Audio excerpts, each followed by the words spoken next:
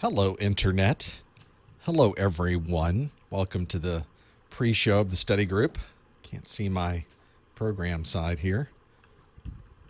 Just getting things started. Oh, you know what? I haven't changed. I haven't changed the front page of my website to show that the study group's underway. Where would I find that? I would find that right there. And we should put this here.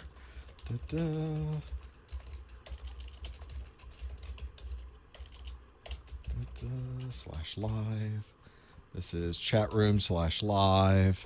This is changing the website under our settings, the promo bar. That's the bar that comes up at the top of the page. And we want to change it. My Security Plus study group is right now. Click here to join us. And then it's a /live. And let's reset a cookie and save the changes. The changes are saved. Or they're saving. Now they're saved. Okay. And that's what's happening in my backyard right now. It is, it's a nice day. It's a nice day. Well, got a lot of activity on the bird feeder today. What else we got to do? We are recording. Yes, we are recording. We have the Cylons going down here. I'm also recording on the TriCaster, and we're obviously recording on the YouTube, the tube of you. It's all about you, tube. What else do we need to have ready? A presentation. Let's get a presentation ready. There it is. That's good. Let's get a presentation ready on here. Is it here? We're going to get a green light or not? So what network is this on? It's on the wrong network. Let's click a button. Put it on the right network. Wow, okay. And let's see what happens now if I go to remote. And let's see if I'm there. Remote. All right. Let's see if we can get this going now.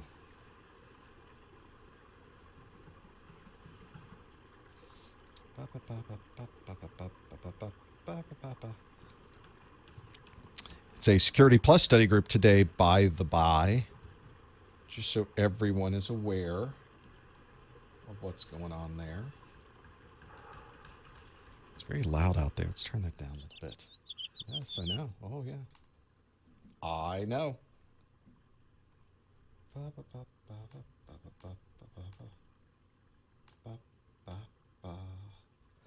Let's get a presentation going. What do we want to do? We want to do a Security Plus study group. There we go. Very nice. And let's update that. Add it. Very nice. Let's have a look at our Wi-Fi preferences. There it is. Let's link it. That looks good. Let's confirm it. And let's see what happens. May not be doing that on our iPad today. It's just not happy with it.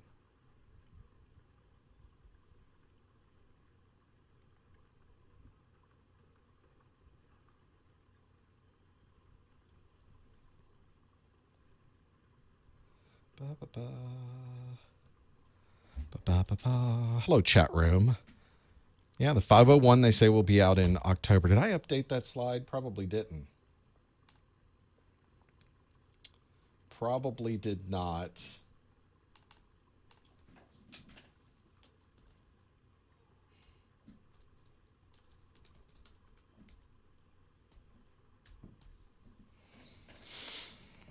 No chat room, no plans on a CSA course at all. At least not at the moment.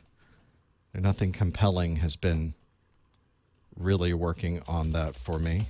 Have not seen any compelling reason to do one.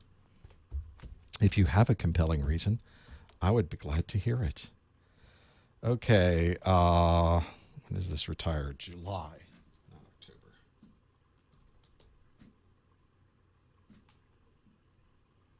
All right.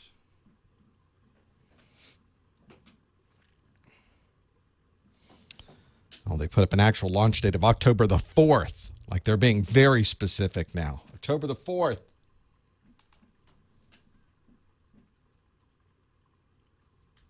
Let's put that on this.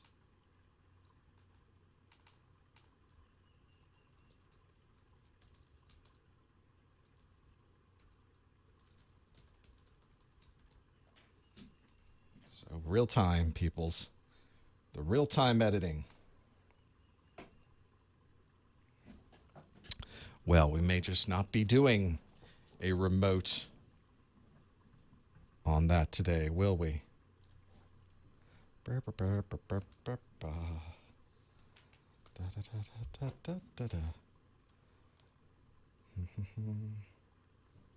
Well, it is compelling, I guess, that you would want to take the CSA Plus. I need more people to think about taking the CSA Plus for me to do something along those lines. Because right now, it doesn't look good.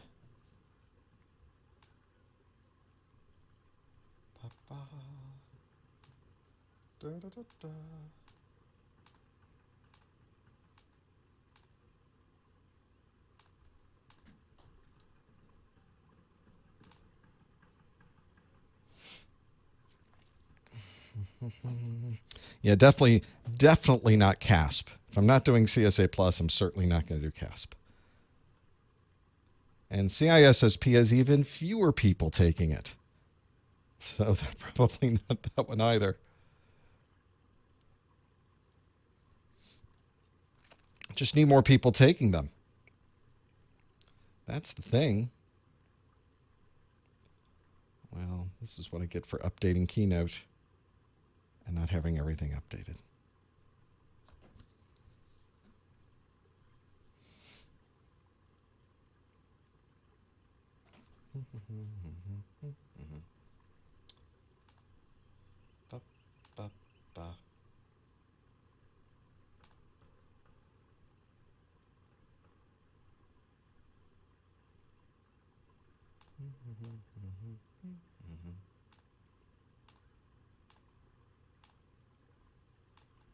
I like that.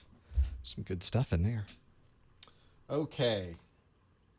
Well, this isn't going to work for me, so we're just not going to be able to do that today. That's a shame. Can I do the remote from my phone? Let's find out. We will be starting shortly. A couple minutes. We should be getting this going. And let's use Keynote. And let's do this. And let's continue.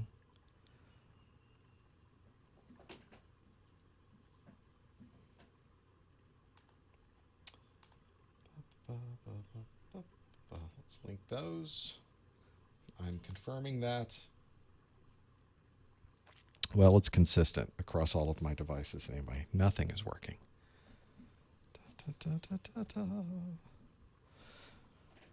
CompTIA does not release numbers for their exams based on anything. They don't provide any information about anything relating to any of that. So there you go.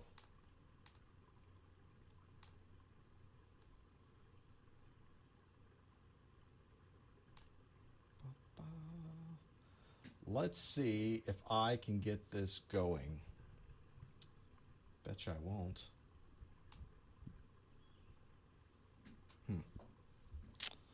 Let's look at the birds for a moment.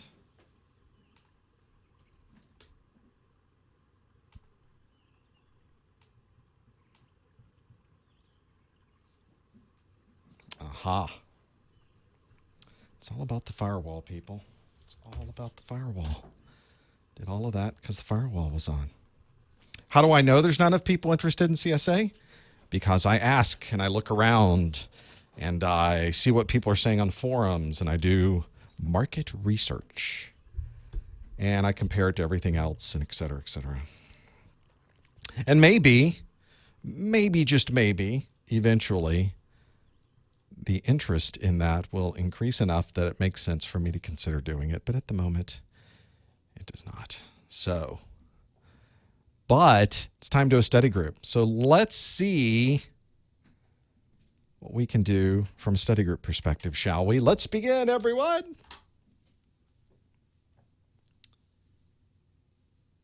Hello, everyone. Welcome to the April 2017 Professor Messer Security Plus Study Group. This is my monthly study group where I ask you questions, and online you can participate and answer those questions, and then we get to see how well we did. I have everything live and online and interactive, and in this first hour, that's exactly what we're going to be doing. And then in the second hour, I call it the after show. It's not really the study group. I open up the phone lines. I'll take questions from the chat room. We've been talking about all of the different changes to certifications, some of the new certifications, but the open phone lines are for anything. You can really ask me about anything that comes to mind. What I like to focus on in this first hour is things associated with the Security Plus exam. This is something that I have videos for on my website and on YouTube. Every video that I create for Security Plus is available to watch absolutely free online. If you wanted an offline version of this, there's offline versions as well. But of course, you can keep track of what we're doing on Twitter and on YouTube and on Instagram and on all of those social media places just by going to professormesser.com/ the name of that favorite social media thing that you're thinking I might be on. And that's a good way to find out if I'm there. So /Twitter, /YouTube, /Facebook. It's a great thing to do. There is also, don't forget, a 10% voucher discount on my website. So don't pay full price for your vouchers if you are not a student with an EDU account, which gets a massive 50% discount. There are other discounts available for us that are not students. You can find information about those discounts on professormesser.com/vouchers. Some of you may even know that I have an offline version of my Security Plus course that you can purchase. So if you're not connected to the internet, you don't have a great internet connection, you would like to have this offline, you'd also like to have MP3 versions that you can put and listen to while you're going somewhere, and of course copies of my course notes, which I'll talk to you about as we go through this as well. You can find out more about that at professormesser.com/getsecplus for Get Security Plus. I'm not even sure what I was thinking today. There was a lot of things happening when we were setting up for the show today, and I almost didn't remember which study group we were doing. It's absolutely the Security Plus, but whether you're taking the A Plus or the Network Plus or the Security Plus, I've taken all of the questions that we have on that certification that we do during these study groups, and I've collapsed them into these online exams. You can find these pop quizzes at professormesser.com/popquiz, one way to do it. And this is different than the quiz that we're going to be doing today. We're going to be using something different today. If you're on professormesser.com/live, you'll be able to see the Socrative links there so that you can log in and participate that way. I'll talk more about that in a moment. I also take these study groups and I create podcasts from them. So all of the audio from this is available to see at professormesser.com/podcasts. I have audio versions of my A Plus, my Network Plus, my Security Plus study groups. A lot of you were asking for that. So it was nice to be able to create those. And in fact, many of you are listening to the study groups that way. So that may be a great way to do it. Of course, you can always watch the video version live and online on my YouTube links. This is how you participate today, and I'll remind everyone you have to be watching live to be able to do this. So if you're watching the replay, this won't work for you. So it's a good reason to be here live. You can always find out when we're doing a live event by checking the calendar on the Professor Messer website. But if you are live, you'll see these instructions also written on professormesser.com/live, which is also where the live event chat is that I'm looking at on my screen and everyone popping up here. There is a service called Socrative. It's a third-party website you go to. You can go to Socrative, click the student login, and type in this room name, Professor Messer, all one word. Make sure you spell it right. PROFESSORMESSER. And if you spell that right, you will see there's a question waiting for you right there. There are also apps that you can download. If you want it on your mobile device, download the Socrative Student app. And you can have the student app available for you as well. Works on almost any mobile device. Just go to your favorite mobile device app store interface portal thing, and you'll be able to download that. Here is a sample question to get us started. You should see a question on your screen that should say, what percentage of Americans drink coffee on a daily basis? Obviously not very Security Plus oriented, although it does definitely have some links into IT, no question. But this is something that to test how well you've logged into Socrative. Are you able to see what's happening with Socrative? You're able to get an idea of, is this working or not? You should see a question already there. It's been sitting there for, I usually put it up about 15 minutes before we even get started. So it's there and available for you. And in fact, well, you can't see it there. You can see it right here. What percentage of Americans drink coffee on a daily basis? Is it 12%, 22, 32, 42, 52, 62, 72, 82, or 92%? So we're going to do a closest to the pin, I guess. Which one is it? Which one is the one that percentage of Americans that drink coffee? Here in the United States, we love our coffee. A little different than other parts of the world where tea might be the drink of choice. But here in the U.S., it's definitely coffee. And you can see as you're answering, I get to see what you're answering. I don't know what you're answering, you specifically, but rolled up, I can see what everyone is answering. For instance, we can see only 1% of you said that 12% of Americans drink coffee on a daily basis. If we had to pick a winner right now, it would be 72%. 26% of you said that 72% of Americans drink coffee. So that may be one that everybody's thinking of right now. But what is the real answer? Well, for the real answer, we need to go to the National Coffee Association. Of course, there's a National Coffee Association, and they say that 62% of Americans drink coffee on a daily basis. So that's what they think is the right answer there. It's probably somewhere around there. We weren't too close to that. Weren't too far off. 72% was the answer that 26% of you answered. I need to stop doing percentage questions, don't I? The correct answer is F, 62%, that 21% of you answered. So you did pretty good with that one. I gave you a wide range. That was just one to play around with to see how these things are going. So now you know where that's come from, what we're talking about. You've got the idea of how the questions work. And from this point on, we're going to do Security Plus questions straightforward, I promise. No more coffee questions. Let's talk a little bit about Security Plus. The current version of Security Plus here in April of 2017 is the SY0401. That's the version of the exam. There's only one certification, Security Plus. That part doesn't really change. The exam version, though, every 3 years or so does change. And of course, you can, if you go to the CompTIA website, we found this out last month, they've updated their website. In fact, they've done some other updates since our last study group. The SY0401 is the current exam. It's been out since April of 2014. So if you count 3 years, we're already into our third year of having that exam there. We're coming to the end of that third year. And they have said on the website, on the CompTIA website, which is where I recommend you always go to get this information, the Security Plus page says we're going to retire this exam in July of 2018. So you've got more than a year. If you are studying for the SY0401, I would recommend you continue to study for the SY0401. If you have not started studying for the Security Plus certification, start with the SY0401 because the SY0501, which is the next version of the Security Plus exam, CompTIA has now given an exact date for release of October the 4th of 2017. Now, a number of people will ask me, they'll say, I'll just wait. I'll just wait till the new version. And I have no idea why people want to do that. The first reason I say that is because on October the 4th of 2017, there will not be a lot of new content available that is specific to the new version of the exam. There will be significant differences between those two, maybe not dramatic differences, but significant enough to make a difference in how well you do if you were to take the exam. So you can't use your SY0401 materials to study for an SY0501. Those two exams are just different enough that it could be really the difference between you passing and you failing. So on October the 4th, although the exam will be available and you can take it, it may not be the best thing to do is wait. And my other response is, why would you ever wait to get certified? There's no downside to being certified. It's all upside. oh, you have a Security Plus certification? That can only be a good thing. Nobody looks at that and says, well, I'll have to ding you on that one. You may not get this job because you're certified. That never happens.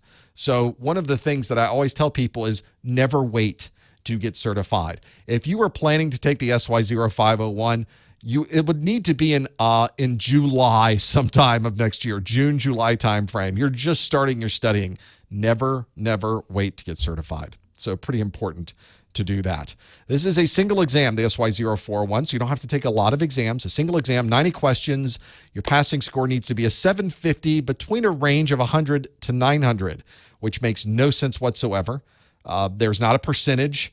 Each question, we believe, is worth a different number of points, so we don't know exactly how many questions you need to get right. You may not get 90 questions. You may get fewer than 90 questions, and the questions tend to be multiple choice and performance-based, which means it may be fill in the blank, it may be matching, it may be anything but multiple choice. So it's something to think about as you're planning. There's a great video that CompTIA has put on their YouTube channel that is the exam experience.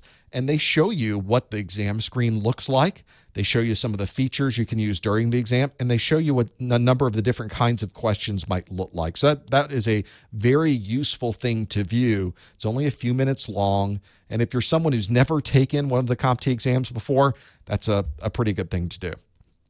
So there are a lot of things that you can do to help study for this, and hopefully this study group will be one of those things that you can study for and try to think about how you can work through this. One of the things I like to do in my study groups now is I like for the first question to be a performance-based question. So I've tried to put one together that's kind of a matching question today. We've done fill in the blank in the past. We've done some others that put things in order from lowest to highest. But today I wanted to do one that was more matching. So on this question, I've put technologies on the left, which is store a password, verify sender's identity, protect private information, use a secondary decryption key or trusted security key. And on the right side, I put technologies. So I've got these implementation of technologies, and then I've got the technologies on the other side. These currently don't match up.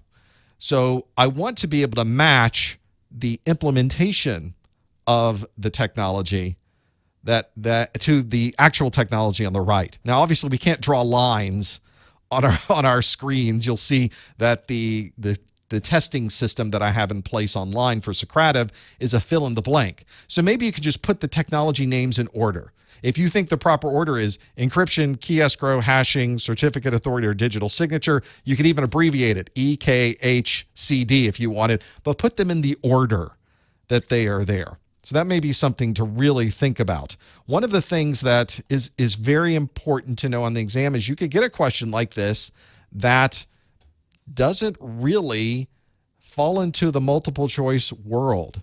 So you have to really think about what is storing a password, which one of these technologies is it? Verifying a sender's identity, which one of these technologies is it? Protecting private information, which one of these technologies is it? And you have to fit it just right on here. So maybe that's one where as you step through and think about what are all these different security technologies, you do need to know how they are implemented. You can't just know a definition. What's the definition of encryption? The definition is, that doesn't help. You need to know how it's implemented. And that's where this question comes from. So maybe this is one where you can type in maybe just an abbreviation of this, one that makes sense to you. The important part is I'm not going to be showing your specific answers on here, but you'll have locked in what you think the answer happens to be here. So some of you are giving me some of these, and the abbreviation I think was a good way to do it. So we can put it in because you can't. I wish you could just take your finger and match it or move them around the screen. Maybe that'll be the next version. It's always the next version, isn't it? To be able to do that. So we're getting some of those in right now. We're getting some of those answers in that some of you are sending through, and some of you are doing pretty good with this one. I think that's one that whenever we get to understanding technologies, this becomes an important part of the exam. You have to know this. A lot of you in the chat room are even talking about getting hands-on and getting labs. That's a great way to learn about these technologies. Otherwise, you're memorizing a concept. Like we'll take an example in here, digital signature. Well, I can read what a definition of a digital signature is, but until you've actually used it, it may not click for you in the same way. It may not be embedded in your brain in the same way. So I highly recommend, if you're someone who really likes to get into the specifics of the technologies and really understand them, I think it just helps you remember them a lot better when you do that. So we're getting more and more people typing these in and thinking, okay, this is what it is. Let's see what I put down as the matching answer here. So I've got a slide that I've now taken and put them next to each other. I didn't draw lines. I figured it'd be easier to follow this. So let's look at store password, verify sender's identity, protect private information, use a secondary decryption key, and a trusted security key. What would those technologies be? Well, here we go. Here's your answers. Store a password. The technology commonly used to store password is hashing. We can talk more about that in a moment, but that is the vast majority of passwords that are stored today are stored as hashes. That's a very common way to do it. Sometimes it's a salted hash, but nonetheless, it's a hash. Verifying a sender's identity is very commonly done with digital signatures. That's one where you can really be sure that the information that you've received not only has not changed, but you know exactly who it came from, because there's no other person who could have signed that but the person who originated that with their digital signature.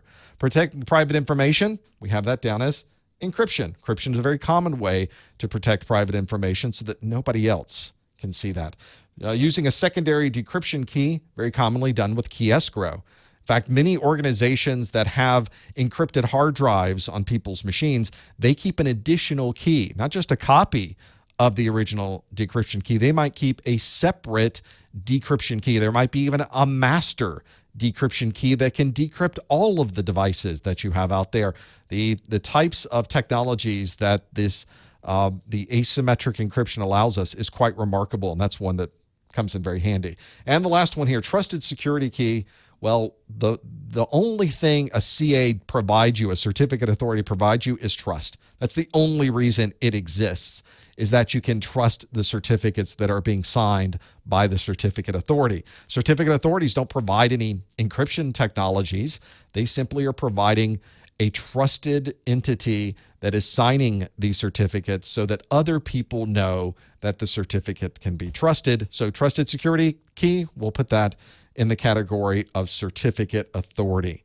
So hopefully some of you folks got H, D, E, K, and C on yours as well. And if I look, some of you said fail. You've just completely failed that one. But the good part of this is now that we've gone through these different implementations and we've kind of matched the technology to it, maybe now that can help you remember what some of these things might do to be able to get this. And in the chat room, people are even mentioning the tip that I always give on my study groups is that, isn't this a lot of information to get as one of the first questions? Well, you're absolutely right. But on your exam, this is also the way they do it on the exam. You'll get a series of performance-based questions first thing before you've even had a chance to get into the exam. What I generally recommend people doing is skipping over them. You can flag these questions, and on the CompTIA exams, you can bounce around from any question. You could start at the last question, you can jump to the middle, you can go back to the end again, you can go anywhere you want in the exams. They don't force you down a particular path. So I recommend that people just flag the performance-based questions and skip them and go straight to the multiple choice, because I think multiple choice gives you a chance to first settle into the exam. You've now got a chance to read through some multiple choice questions, which might jog your memory about some of these technologies, in fact, that are on the screen right now. And by the time you finish the multiple choice and you skip back, you go, oh, I remember what key escrow is now because I had a question about it later on in the exam. So use the exam to help you with the performance-based questions. Those multiple choice questions can be very, very useful. That becomes very useful for this. So maybe that can be something we can talk about on these as well. I think the skipping and coming back is not a bad strategy. You might want to consider doing that yourself. Well, let's continue on and get into more multiple choice questions. Let's say we're now past our performance-based questions. This is the answer for these technologies, so hopefully you got those on yours too. But now let's go to something that's more of a traditional multiple choice question. And this question is one dealing with a watering hole attack. The question is, which of the following would be most associated with a watering hole attack? This is another, by the way, question that CompTIA tends to ask. Is they don't ask you for a definition. They ask you for how the technology is implemented, just as we did with that prior question that was on the performance-based one we just finished with. So let's talk about this. And by the way, we just did a performance-based question. Very few of the performance-based questions provide some type of partial credit. Very few of them, actually. CompTIA said it is rare to provide partial credit on a performance-based question. You get it all right or you get it all wrong. So on that one, that's probably one of those where you get it all right or you get it all wrong. They say there's not too many of those performance-based questions in their pool that ever provide any type of partial credit. So it's one of those things you have to think about. I have some possible answers for you. Which of the following would be most associated with a watering hole attack? Would it be that malware is placed on an intranet server? Would it be that a backdoor is created in a firewall rule set? Would it be that VPN credentials are brute forced? Would it be that a malicious URL is sent as a phishing email? Or would it be that a large influx of traffic disables a web server? So that becomes a little bit more interesting. Some of these even seem like they go together on these. I think that's another challenge with some of those and working through them. It's one of those. Yes, in the chat room, people are asking about, is there partial credit on these performance-based questions? Not usually. Very rarely. No, there's not. You might as well just assume there isn't. The multiple choice questions, obviously, we can pretty much guess you either get it right or wrong. Well, it's kind of the same thing on the performance-based questions. You either get it right or wrong. CompTIA said, nope, that's not one. Now, if you think you know the answer to this, you don't want to answer in the chat room if you're here watching live. And the chat room, of course, is at professormesser.com/live. That's where our chat room is. You can also open it up as a separate window if you'd like to do that. There is also a way to do this online with Socrative. So go to Socrative.com, click the student login, go to the room name Professor Messer. That might be one useful to have that there and working through those. And some of you in the chat room are saying, what in the world are you talking about, a watering hole attack? And this is a good opportunity, by the way, if you're finding things in here you weren't planning to see, go to the exam objectives. The CompTIA exam objectives will tell you exactly what you need to know for the exam. People ask me all the time, what do I really need to study for? You need to study for everything in the exam objectives. Maybe that would be the best way to do it. And as we go through the study group, you'll see on the answer pages, I've written down at the bottom where in the exam objectives this question came from. So you can always do some cross-referencing after the fact. Well, let's talk about watering hole attacks. Let's see how we did first. How did we do? Let's see. 43% of you said that malware is placed on an intranet server.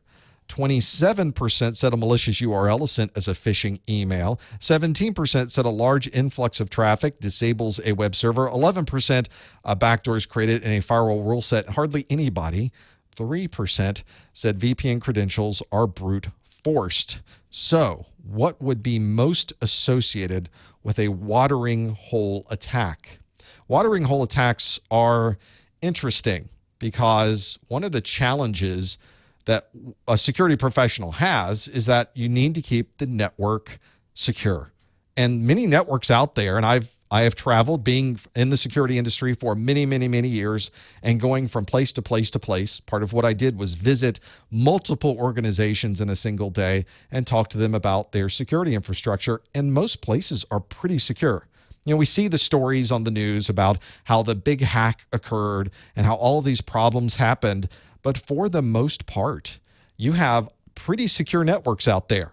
So this is a thing. If the bad guys are trying to get in, this is a little bit more of a challenge. They can't get you to take a USB key that was thrown into the parking lot and plug it in on the inside of the network.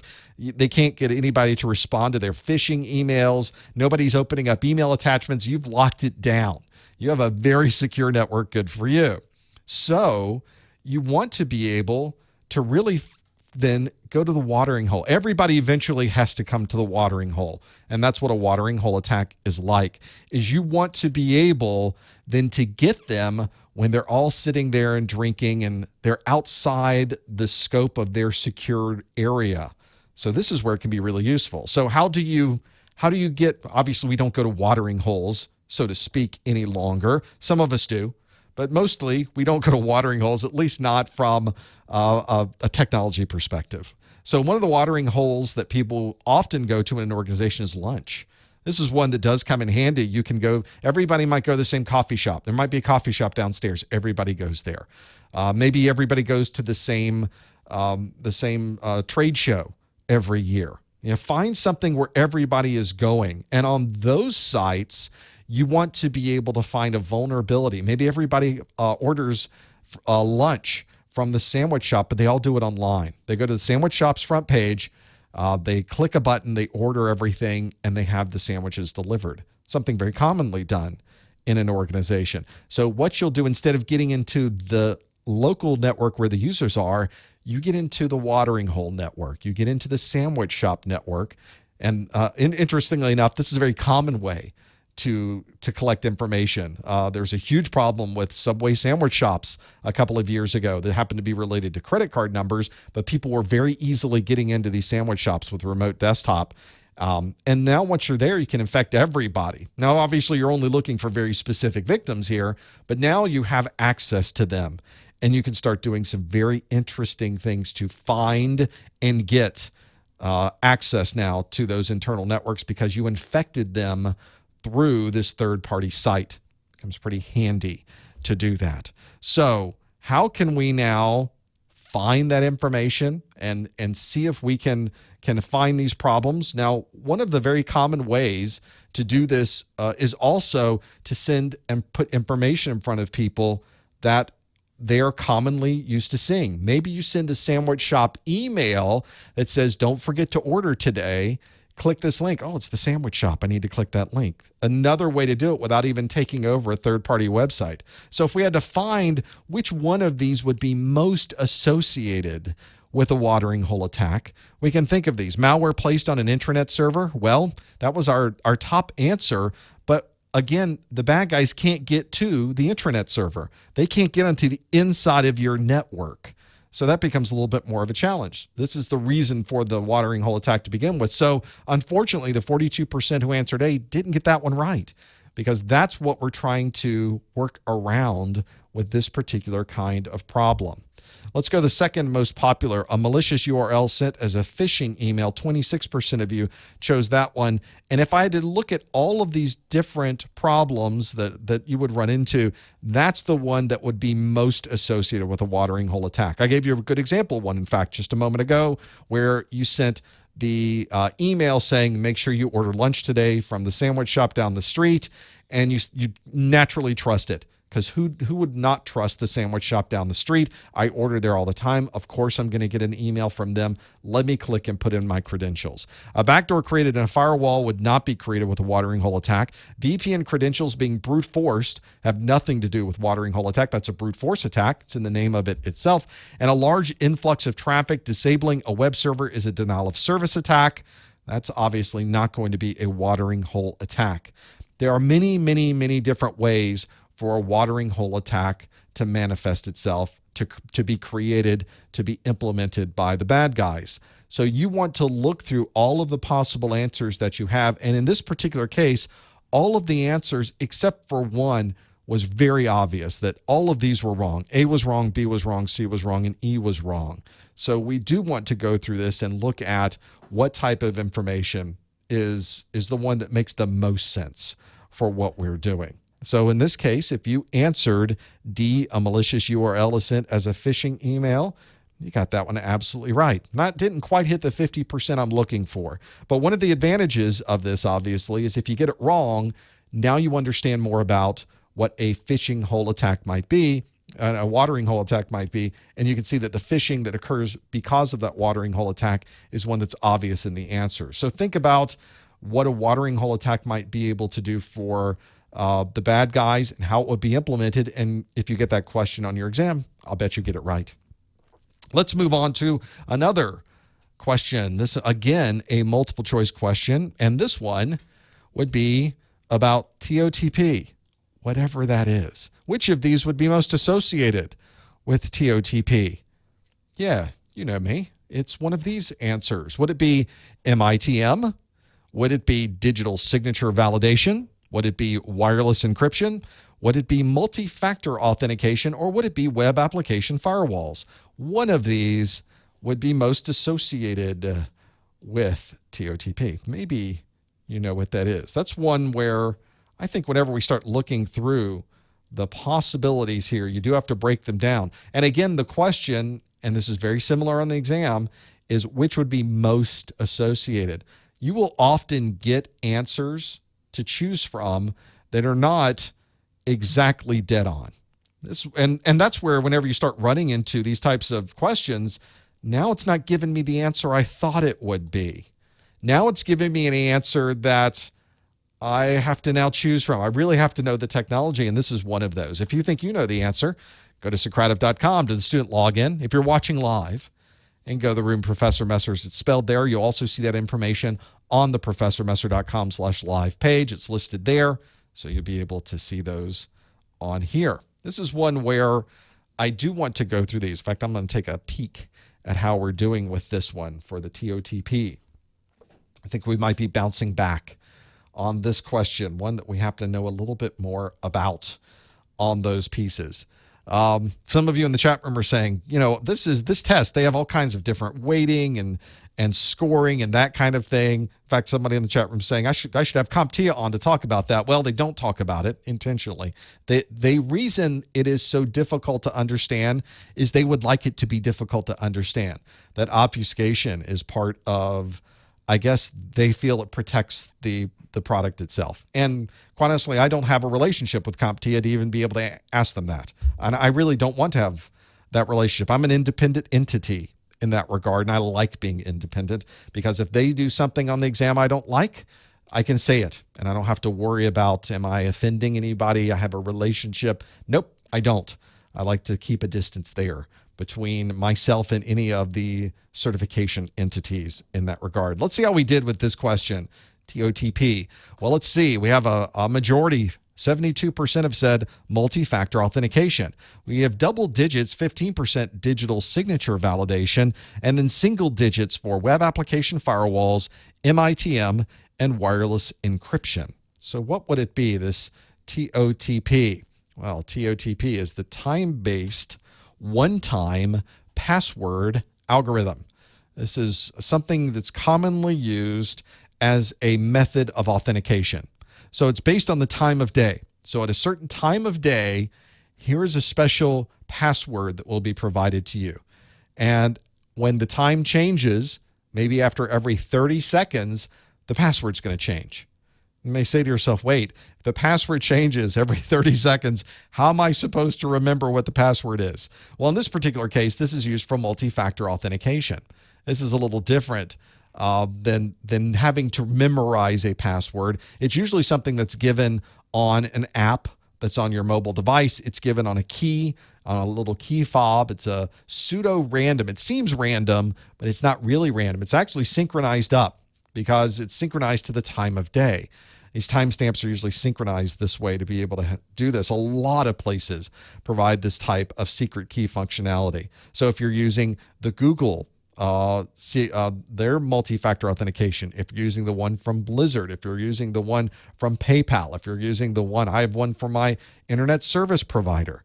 It's a great way to have this additional password.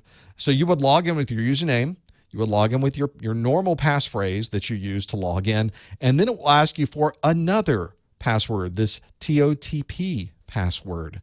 I know that's redundant, but this is one that is an additional authentication factor.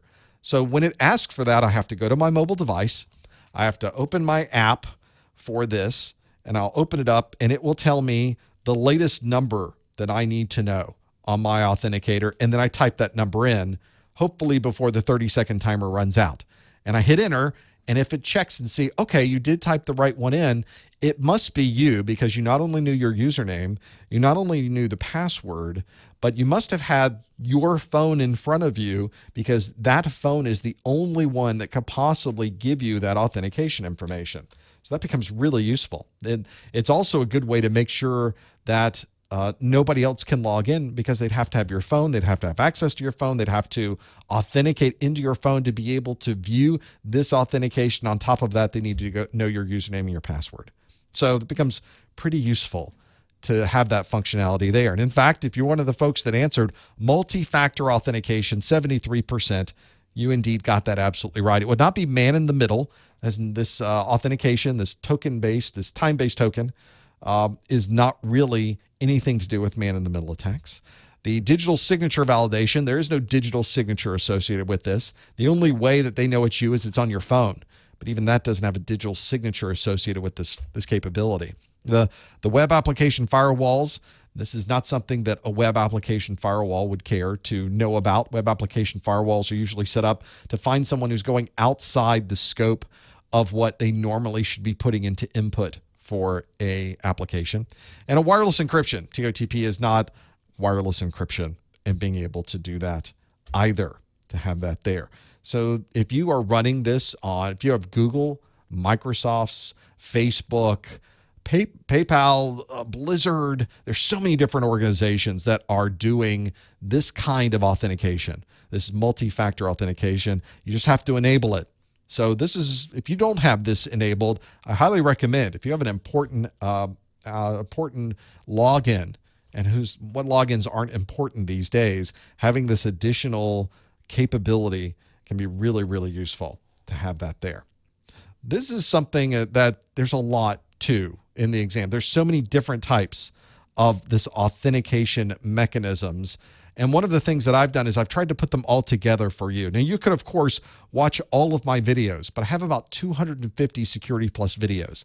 That's a lot of typing. It's a lot of writing to be able to take notes on that. But it's certainly something you should consider. Maybe you should take notes on all of that. Or you can look at my notes. I've already created a series of notes where I've gone through every single video.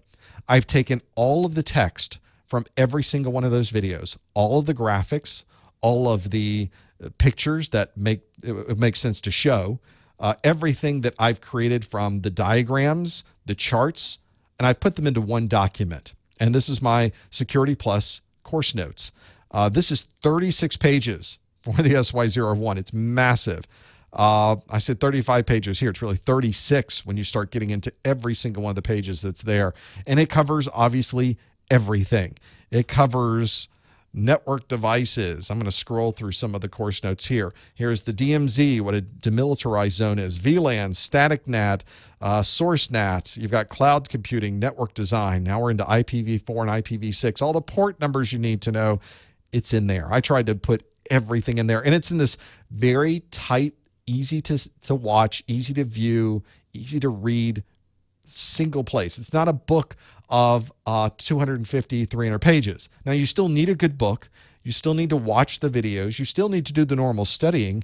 But if you're trying to get a good set of notes that you can put on your mobile device, you can print out, you can do other things with, this is a great thing to have. And one nice thing about this is that anybody who buys this not only gets the course notes, but you're also helping to keep the website running. This is one of a great way to have this revenue coming in. Some of you have been watching what's been going on with YouTube over the last month, and it's been a little scary. Some people have had significant revenue drops by having their videos out on YouTube. Obviously, that's an important part of the revenue here. It did not affect us, thankfully. But it certainly makes me think that I like having another way for people to help support what we're doing so that I can keep making these videos and have these products there. So that becomes pretty useful. So you can find out more about the course notes at professormesser.com/securitycn. Security CN for course notes. And that might be something useful that you can have, something to study from before you walk in. It's sort of the cliff notes of everything from my videos all in one place. And I want to thank everybody for your support. Folks in the chat room that say you have it and you like it, thank you so much. It's another great way to study for your Security Plus exam. Let's do another question. Let's jump into another multiple choice. Which of these would be the best choice to create a digital signature? And again, I've got a multiple choice for you. This is one that is kind of more of a definition of this. Which of these would be the best choice to create a digital signature? The options are RC4, RSA, AES, Blowfish, 3DES, I know I'm saying that wrong, but I'm doing it intentionally. RC4, RSA, AES, Blowfish, 3 des. I'm just reading what it says right there, right? Just like I read MITM.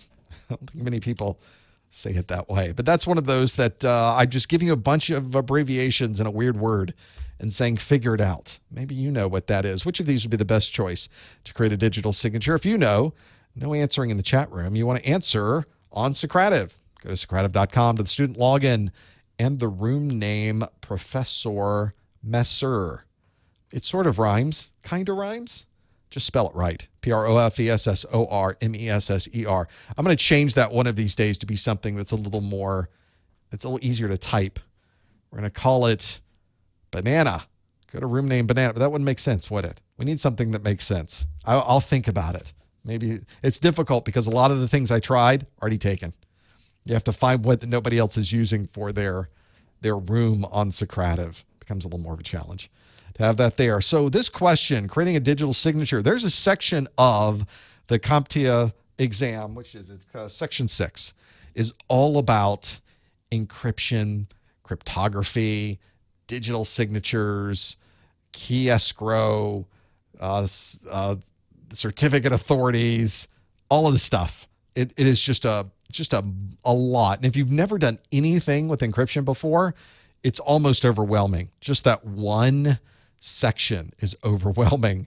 You really do have to begin to use it. A lot of times I'll tell people, if you want to create an email and digitally sign it, you could email me. I will check to see if you've digitally signed it because you'll be able to load PGP or GPG. You'll have your key on a public key server.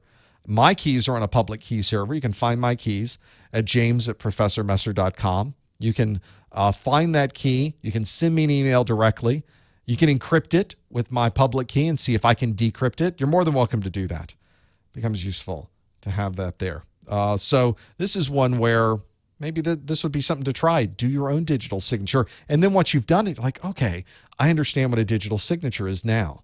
I can see that. In fact, you'll be able to see a digital signature because whenever you are watching this, especially if you're watching this for continuing education credit, I send you a certificate back, and that certificate is digitally signed. If you would like to earn 1 hour of continuing education credit for watching this, you need to have your Security Plus certification already or another certification that you're getting credit for. But if you have that already, you can go to the top or the bottom of my website where it says Contact Us.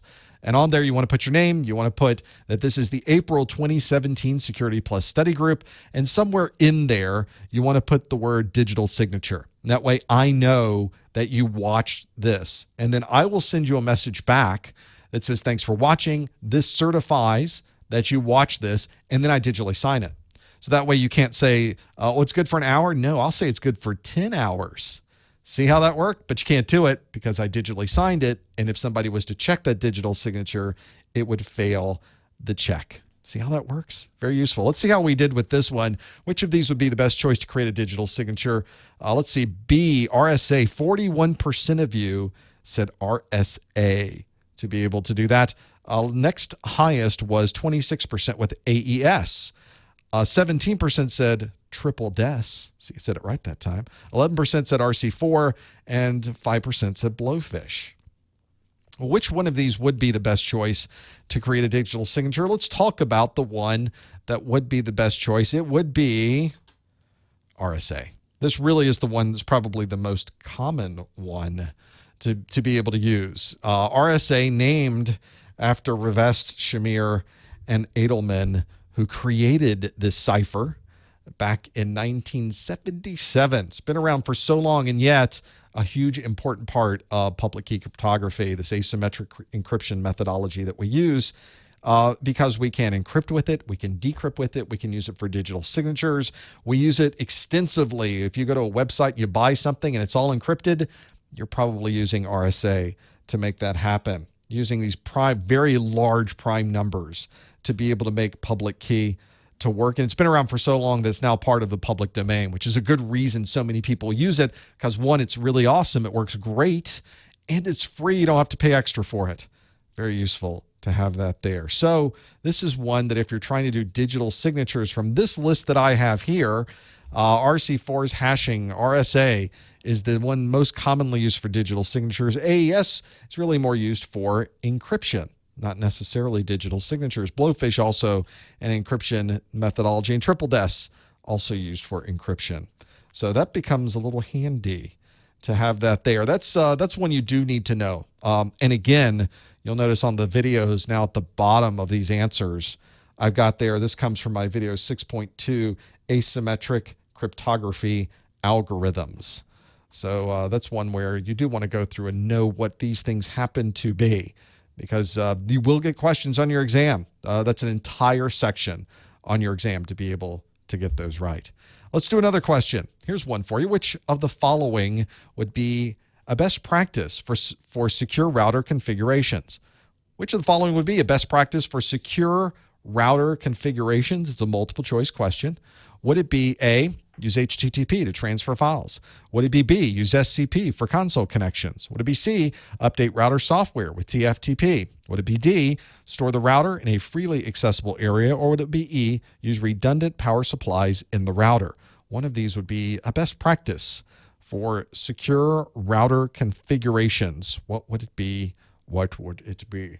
This is one that you will definitely run into when working with security. It's one of the most fundamental things when you're working in security with these devices. You've got firewalls and switches and routers, and all of these devices you are accessing constantly as a network professional, as a security professional. You're making changes to the device, you're transferring files to the device, and you're making configuration updates. The configuration of a router and the configuration of firewall, these are pretty important configurations. They contain a lot of sensitive data, a lot of things the bad guys would love to be able to get their hands on. And this is one where you really do need to make sure the connection between your device, you and that device, is protected. How would you do that? How would you make sure that you have a secure router configuration in place, that you're typing things and nobody can see them? How would it work? Well, you would find out one of these other ways. There's this one, I think a number of you already in the field, you're already working with this technology, you're already doing some of these. So let's see how you answered this one. Well, we see that 76% of you said to use SCP for console connections. 16% said to update router software with TFTP. 6% said use redundant power supplies in the router. Only 3% said to use HTTP to transfer files. And nobody said store the router in a freely accessible area. I don't know why. That makes perfect sense to me, to store the router out in the open. You never store your devices in the open. There is always a way to get into the device if you have physical access to a device. So the 0% there, 1% there. Now, I'm not too surprised on that. Now, every router is a little bit different in how it operates, but you want to be sure, for instance, you always have the default login for that device has been changed, because that's the first thing people will try. Did they change the default? Admin password? Hopefully yours is different. One of the things you want to think about, though, is how you are communicating to the device. TFTP is a method to communicate in the clear. You also have HTTPS, which is an encrypted way to communicate, and SCP is an encrypted way to communicate to these devices, especially for file transfer. Secure copy is what that refers to. And so that SCP is a great way to securely transfer information back and forth to these devices. It's one that you also want to think about where you're storing these. Obviously, your storage device is going to need to be important. But if we look at all of these, HTTP to transfer files, this is not HTTPS, it's HTTP. So we know that's not going to be the case. Updating router firmware with TFTP, as we've just seen, TFTP is in the clear technology. It's not encrypted. That would be a bad way to update our software and maintain the security of what we're sending back and forth to that device. Obviously, we don't want to store in a freely accessible area, and redundant power supplies in a router are a great thing for redundancy and uptime and availability, but has nothing to do with secure router configurations. The configuration here to keep it secure, SCP, that's secure copy, is a great way to keep things secure. The 76% of you that said secure copy got that one absolutely right. Well done with that one. Maybe you have some router people out there. You've used these routers before in the past. That may be what we're running into, is some folks are already familiar with those technologies. Now, as I mentioned, as we've gone through this, it is one that constantly we have this hands-on idea of being able not just to read out of a book and get an idea of what a definition happens to be, but we also want to be able to use these technologies to get more of that muscle memory. If you're actually configuring a VPN and then you get a question about a VPN, you remember what you configured. You remembered creating the certificates. You remember installing the client software and connecting to the concentrator. It becomes a very good way to learn more about how to use these technologies in a practical sense. And obviously for the questions that we get at the beginning of the exam that are performance-based questions that are not multiple choice, well, that's exactly what we should be doing, is working with those. So I think that it does become useful to have that there and work through them. I like to have as much hands-on as possible. And I tell people, make sure that you are using, make sure you have a good book, make sure you do some Q&A, make sure you go through and work through as much hands-on as possible, and then test yourself. Make sure you understand what some of those things happen to be. So maybe you'll be able to look. These labs are always online. You can use them in your browser. You don't need additional software. It's all a remote desktop, so it's very, very fast. If you don't like it, you just stop using that in your browser. There's no uninstalling of software. Nobody's getting additional access to your computer. You don't have to worry about the security piece of it, which from a security exam perspective is pretty important for us. And I have a special price. If you go to the GTS Learning website, because these are the GTS Learning Live Labs, if you go to GTS Learning directly, you would pay $169 for this. But if you follow my link that they've given me specifically for these courses, this study group that we're doing, you go to professormesser.com/seclabs, SEC Labs. That is the one that is going to give you the special price of $109. It's already built into the link. You don't have to remember anything special. There's no special coupon codes or any of that. You just follow that link, professormesser.com/seclabs, and you'll be able to work through these technologies as well. This is one that I think can come in handy for you. If you're ever trying to get these things to from anywhere you happen to be in your browser, you don't want to set up your own systems, you might want to consider doing this. Have a look at their page, tells you all about it at professormesser.com/seclabs. I want to thank the folks at GTS Learning for their support for our study groups and to give you that good price as well. Let's do another question before we run out of time here in our first hour. This question, another multiple choice question. Which of these would not be a method of risk avoidance? Which of these would not be a method of risk avoidance? So, which one would it be? Now I have some options for you. Would it be acceptance, assessment, deterrence, mitigation, or transference? Which of these would not be a method of risk avoidance? This is a part of the exam, by the way, is more about policy and understanding how to implement security at a policy level. And these are important considerations when you're trying to figure out what do we buy for security. We need to understand how to avoid risk in our environment. And these is certainly an important topic you need to know for Security Plus, primarily because it's on the exam objectives for no other reason, but it's also practical knowledge to know whenever you're working in a security role.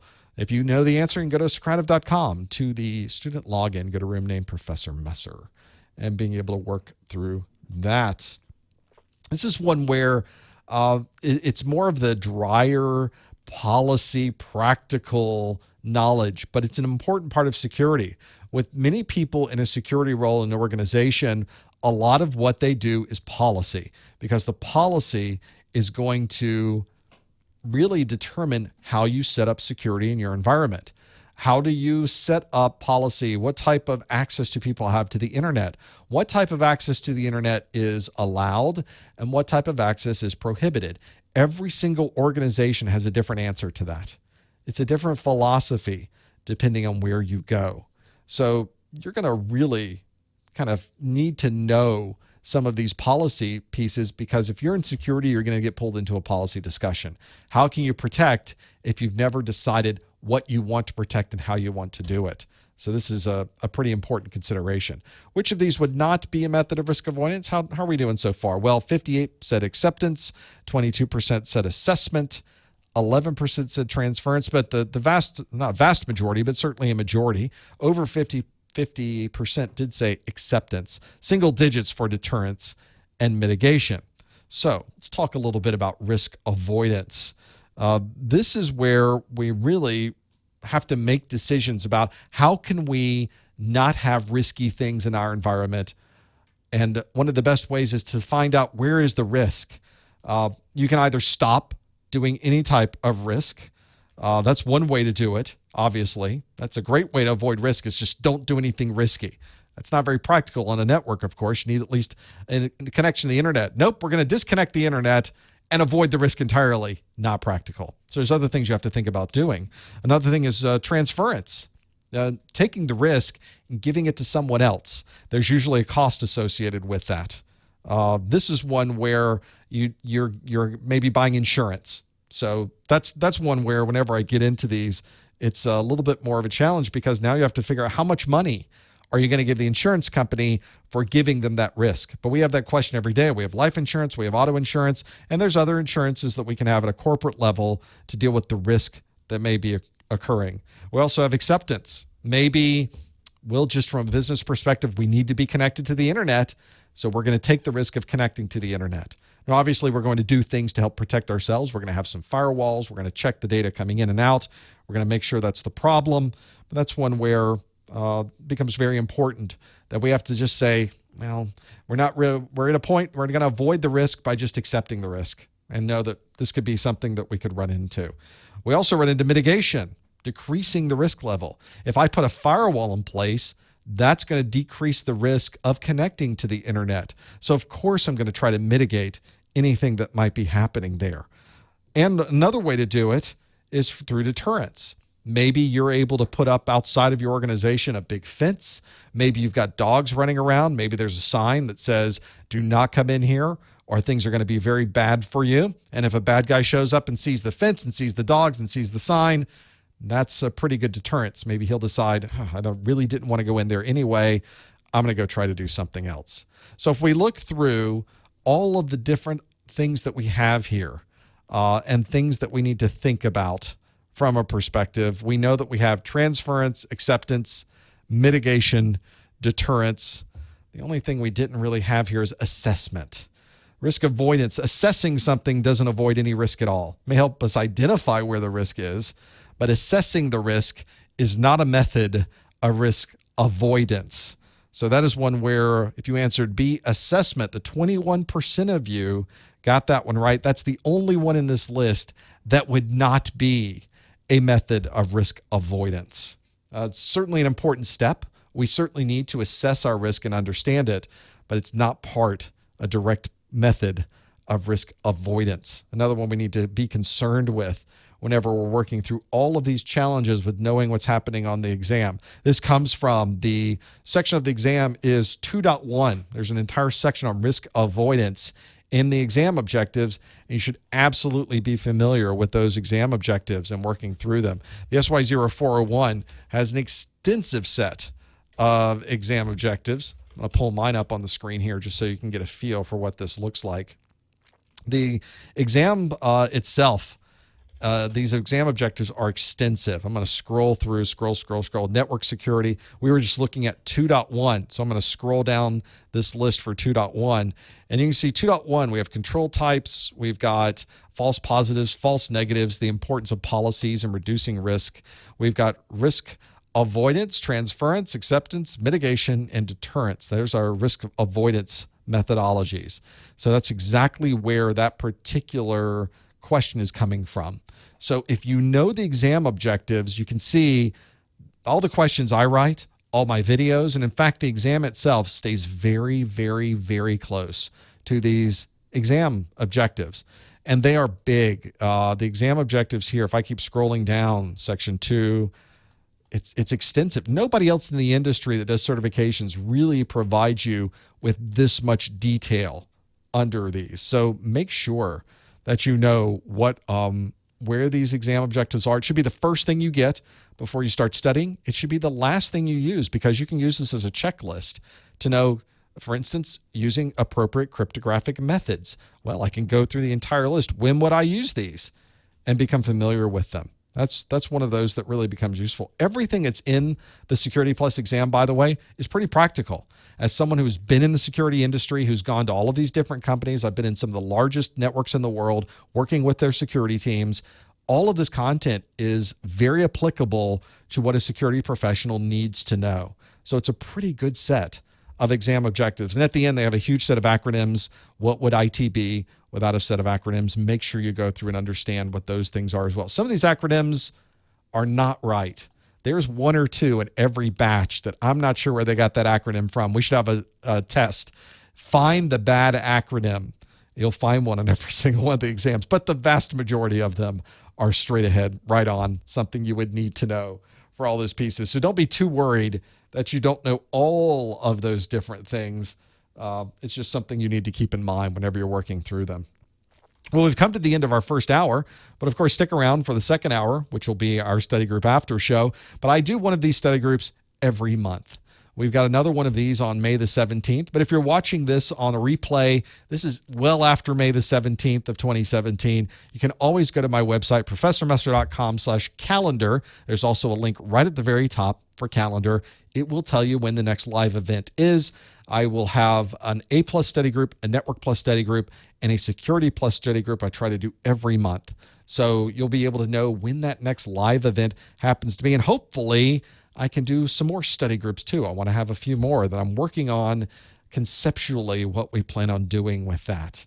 Now, if you do have to leave, I can appreciate that, but we've got plenty that you could look through. Don't forget about checking out my course notes, professormesser.com/securitycn.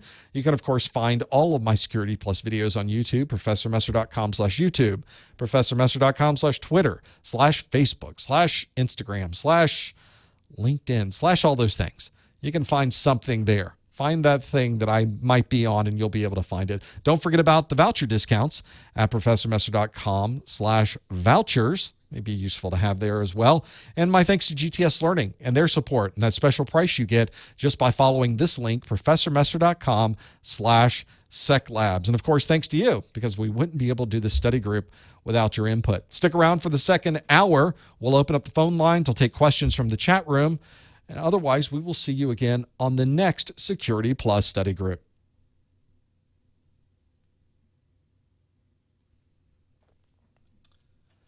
There is. I know. Policy questions are the worst, aren't they? Because we have to understand the management side of things, making that business decision. And if you've not been in a position where you had to really make some tough decisions about where you go, what you do, here's a big pot of money. Where do you put that money to protect your network the most? And how do we maintain that? Do we buy insurance? Do we not buy insurance? Do we buy equipment? Do we not buy equipment? Do we go to a third party? Do we not go to a third party? Do we just accept this is going to happen no matter what we do? Well, that's a big part of security as well. Laptops will be stolen from your company no matter what you do. I'm just going to accept it. And we're going to plan to have money available should that happen. Maybe instead of having a lot of them occur, we'll buy insurance on the laptops. See how that works? We can really move around how the risk avoidance is going to work so that you are best protected. You don't want to suddenly have somebody show up and go, our laptop was stolen. And you think, wow, I did not see that coming. No, you do need to see that coming. That's the idea between avoiding the risk. Absolutely. Becomes pretty useful. So yes, for those in the chat room, this does count for continuing education. I gave you a special continuing education code in the chat room, so you were able to do that. Maybe that's one of those things. I'm not going to recap it. You got to go listen to it to be able to do those pieces. So maybe you'll remember it. Maybe somebody will be able to do that. Let's get the phone lines up and running. One moment while I do that. There's nobody else here but me, so I'm going to pull up a few things on my screen to be able to make that happen. Host a show, start a show. Let's call into the show. I have to call into the show just as you have to call into the show. So, in fact, I'll put up the phone lines. So if you really, really, really wanted to do that, you could. In the meantime, I have to figure out if I really, really, really want to do that. I've got a button here somewhere that will call into that. I should can I set a macro up in Skype? You would think that I could put it in the call string, right? I need to do that so it just automatically does that. I can do this. Da, da. And we'll put in a code. Beep. That was an invalid show number. What?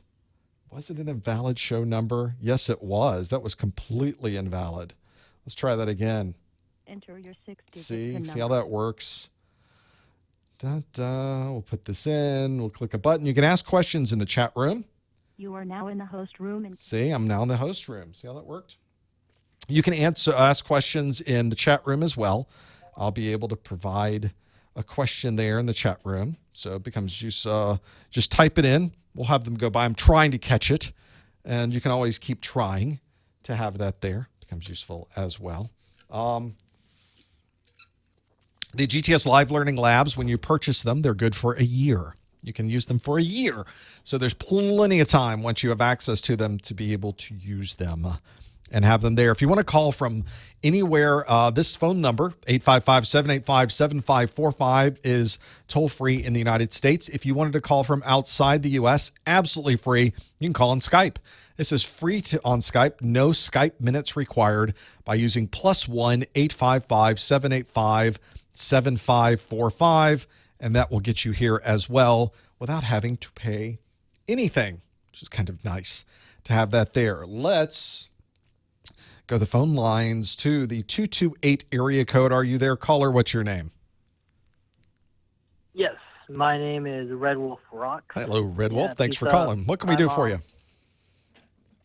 I have a question. So when dealing with pappenchat, so I've dealt configuring with pappenchat. Are they part of PPP? Just different options, and what situation would you use these guys?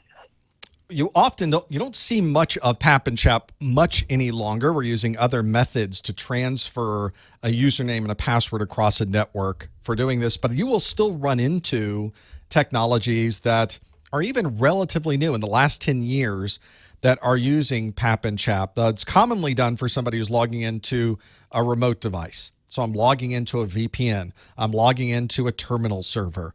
And to be able to do that, I need to provide a username and password. And the methodology that you'll commonly see is PAP or CHAP, usually CHAP, set up to be able to do that. And it's usually using an encrypted or a hashed password. So it's not completely insecure, but it's probably not the best security you're going to run into. But generally, what you're logging into has additional security mechanisms after that point, so that you're using something relatively secure to get into something that's much more secure once you get in there. But commonly, it's a remote administration or remote access or authentication to a device done that way. And VPN's a common way to see that.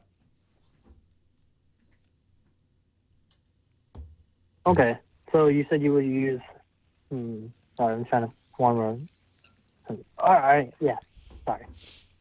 And you'll commonly see this also. There's other mechanisms. A lot of people, for instance, these days on a wireless network, you're authenticating using 802.1x. There's no PAP, there's no CHAP, there's none of this older style. PAP and CHAP you can certainly consider an older style authentication system. We've now moved on to more secure, more encrypted, more centralized, and things like 802.1q would be natural replacements for that, at least on the inside of a network. Okay. Well, great. Hopefully that helps. Sense. Thanks for calling. Thank you. Bye. We still talk about PAP and CHAP a lot on these Security Plus. There are some technologies I implemented 7 years ago that we're still using CHAP to be able to implement them. So you still find them. This is one of the things that a lot of people say is, I'm not learning the newest stuff. Well, you're learning a lot of the newest stuff, but you have to learn the old stuff too, because it's still around. That's one that's a real issue. You're still going to run into those. Let's go to the phones. The 347 area code. Are you there, caller? Yeah, I'm here. Hey, what's your name? Hello? My name is Ace. Thanks for calling. What can we do for And you? I'm calling from New York. All right, New York Yeah, City. I'm calling from New York. I was wondering, I wanted to ask you, what other type of programs or how you call it, videos, you are planning to show besides the ones you already have? This is a And, constant challenge for me. This is one of my. I was just interested, just a question to find out which ones you are going to or you're thinking about providing. This is a constant question. It's the biggest question I always have to think about and worry about, because I'm running a business, and I want to be sure that revenue keeps coming in. The kids, for some reason, they want food, they want clothing, they want shelter. So I have to keep making the food, clothing, and shelter thing for them. But to do that, I need to make sure that I am creating content that people want to see. So it made sense for me at the beginning. I created this because I didn't think there was enough education on the internet. In some ways, that's still absolutely true. Things have changed a lot. This business has been in place for 10 years now. And so now I'm seeing more and more education, but there's still pockets where people are not being able to get good information. And so I've got A+ and Network Plus and Security Plus, certainly. I also have my Windows 7 course, which is there. Microsoft courses tend to stick around for a long time. That's one that will be retired in 2018 by Microsoft, so that one will eventually go away as well. You may have seen recently I introduced a Cisco CCENT set of course notes. I don't even think I have the book here in front of me, but you can also get a digital version as well. And so a lot of the latest content that I've created has been related to Cisco. I'm working on some additional Cisco content, and then my plans are to create some Cisco-related videos. So that's another thing you can do, you can look out for, is more of the Cisco, but I'm always looking for input. If somebody has an idea and says, I see a lot of people doing this, I see a lot of people doing that, I'm listening to those things. People ask me all the time for certain types of content, and I make a note of it. And if more and more and more people ask for that, then I'm going to start gravitating towards that particular area. That's how Cisco got made, because a lot of people came to me and said, I'm looking for good Cisco. The stuff on the internet is okay. I would like some additional content, and that's why we have started to create that. So I never quite know where that's going to go. The internet changes very, very quickly. The business itself of putting videos on the internet changes very, very quickly. This is a very different business environment than it was 10 years ago. So right now, we'll get some Cisco done here before the end of the year. Security Plus is going to be updated by the end of the year. I'm going to need to create more videos for that.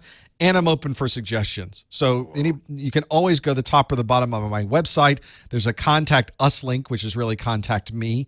And it goes straight to my phone, and I can see exactly what you're asking and provide some feedback. I like to get that kind of feedback from anybody who might want to give it to me. Hopefully that helps. Now, I have another question on the Security Plus notes. That's probably why you haven't done the actual the pamphlet, the paper, because you say it's going to change probably, right? You got to update it.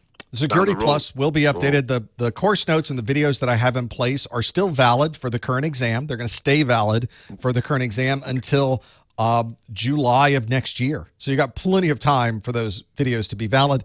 But whenever a new one comes out, I'd like to create a new series of videos. So I want to create another series, an updated version for the 501 whenever that happens. Okay.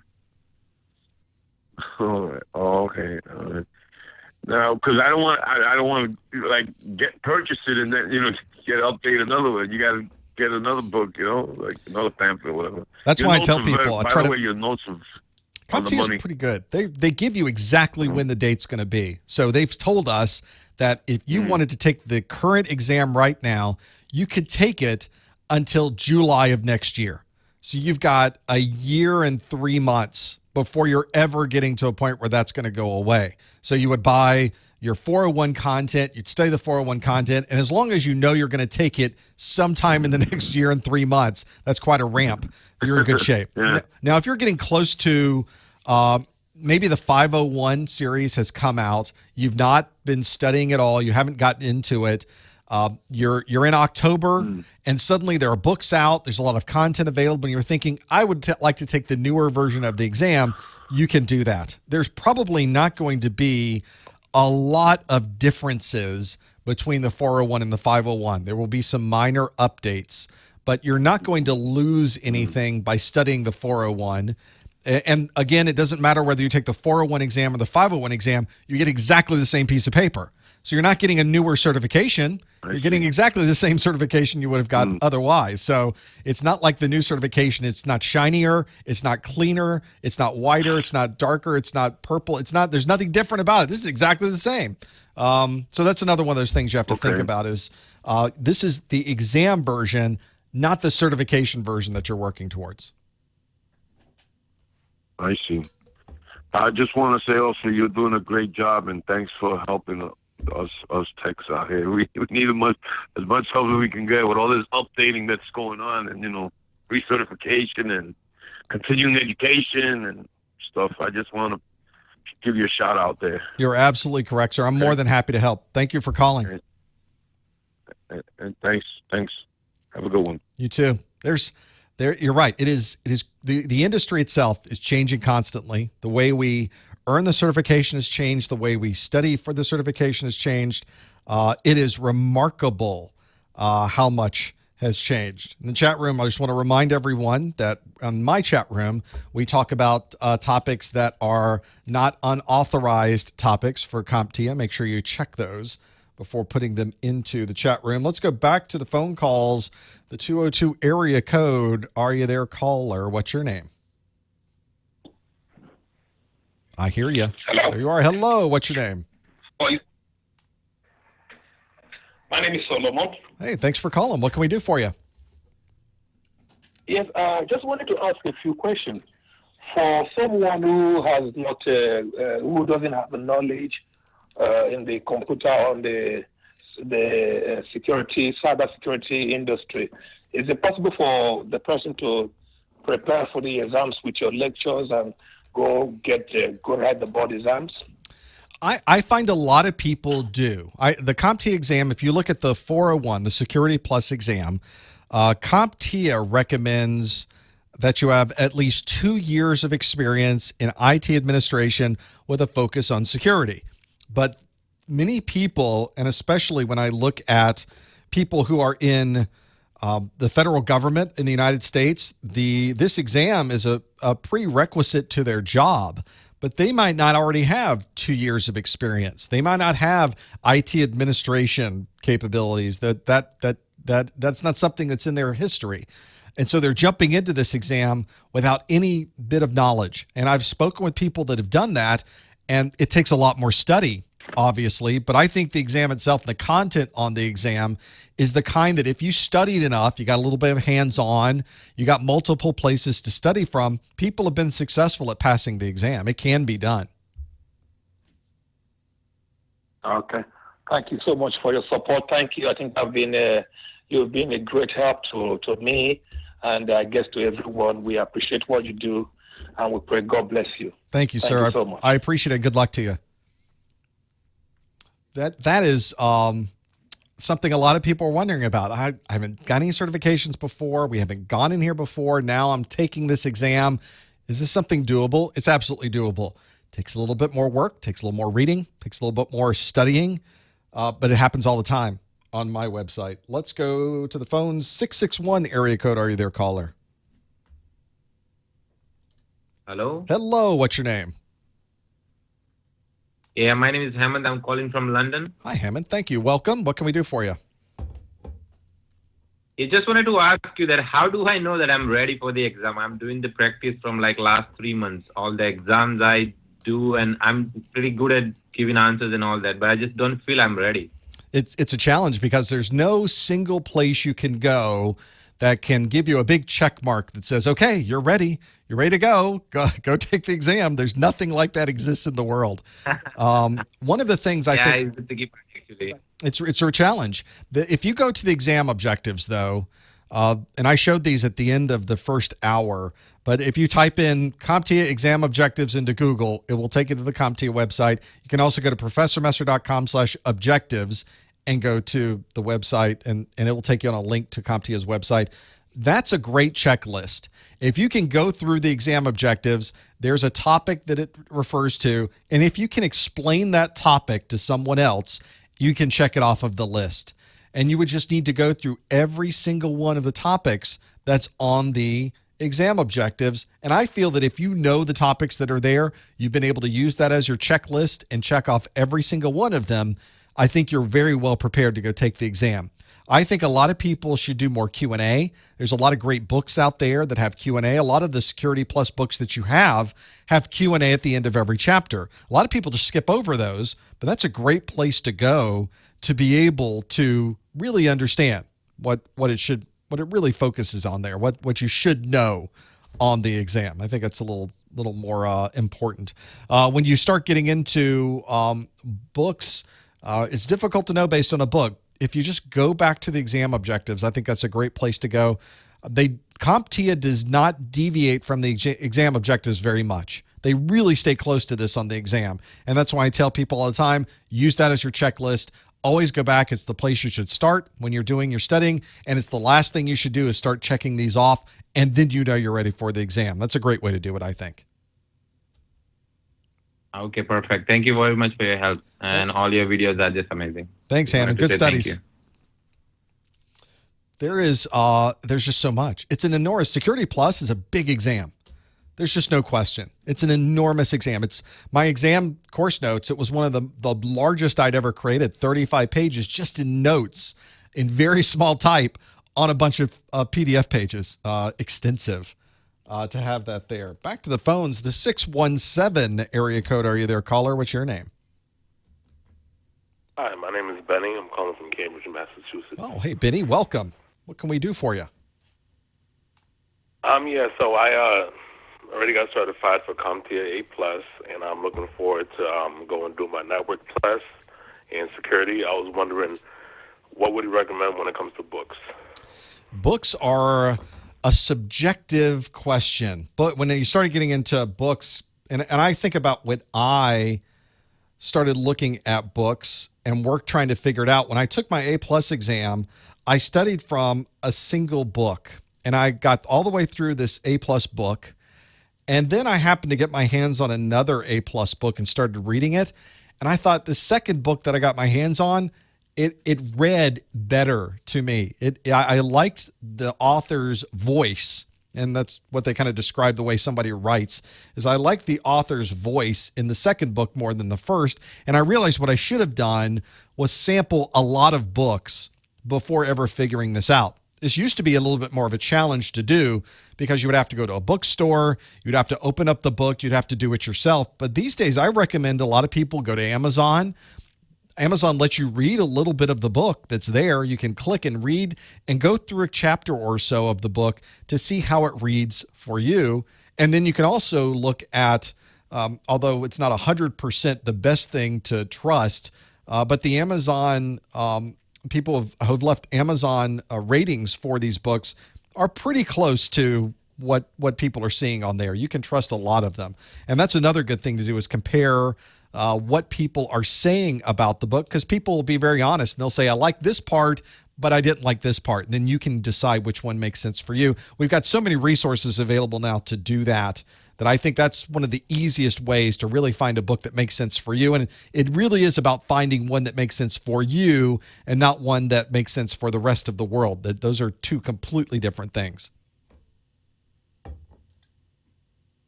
All right, well, thanks. That helps a lot.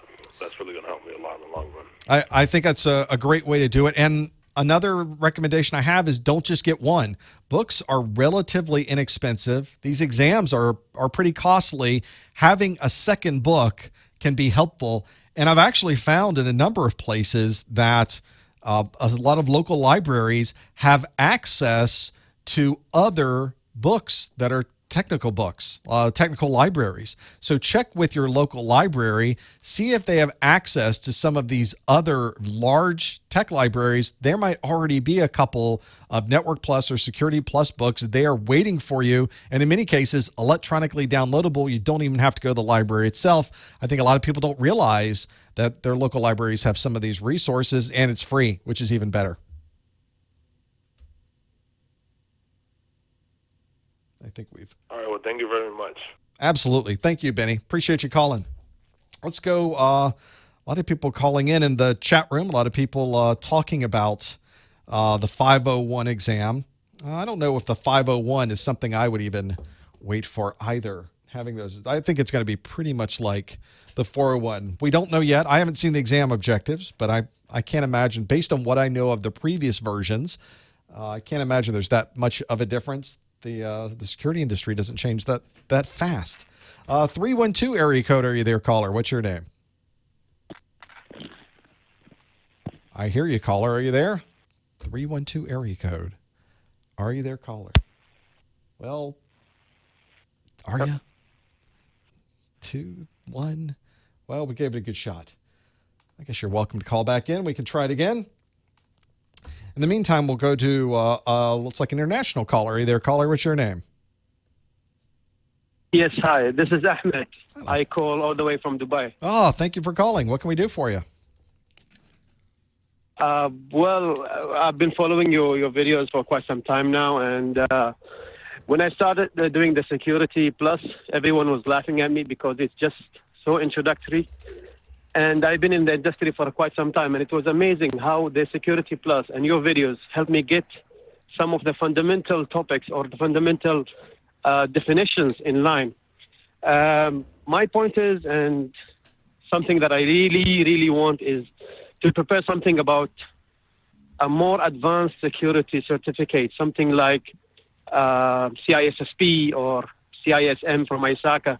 That would really help us in studying, because there are so many resources and it's very confusing sometimes.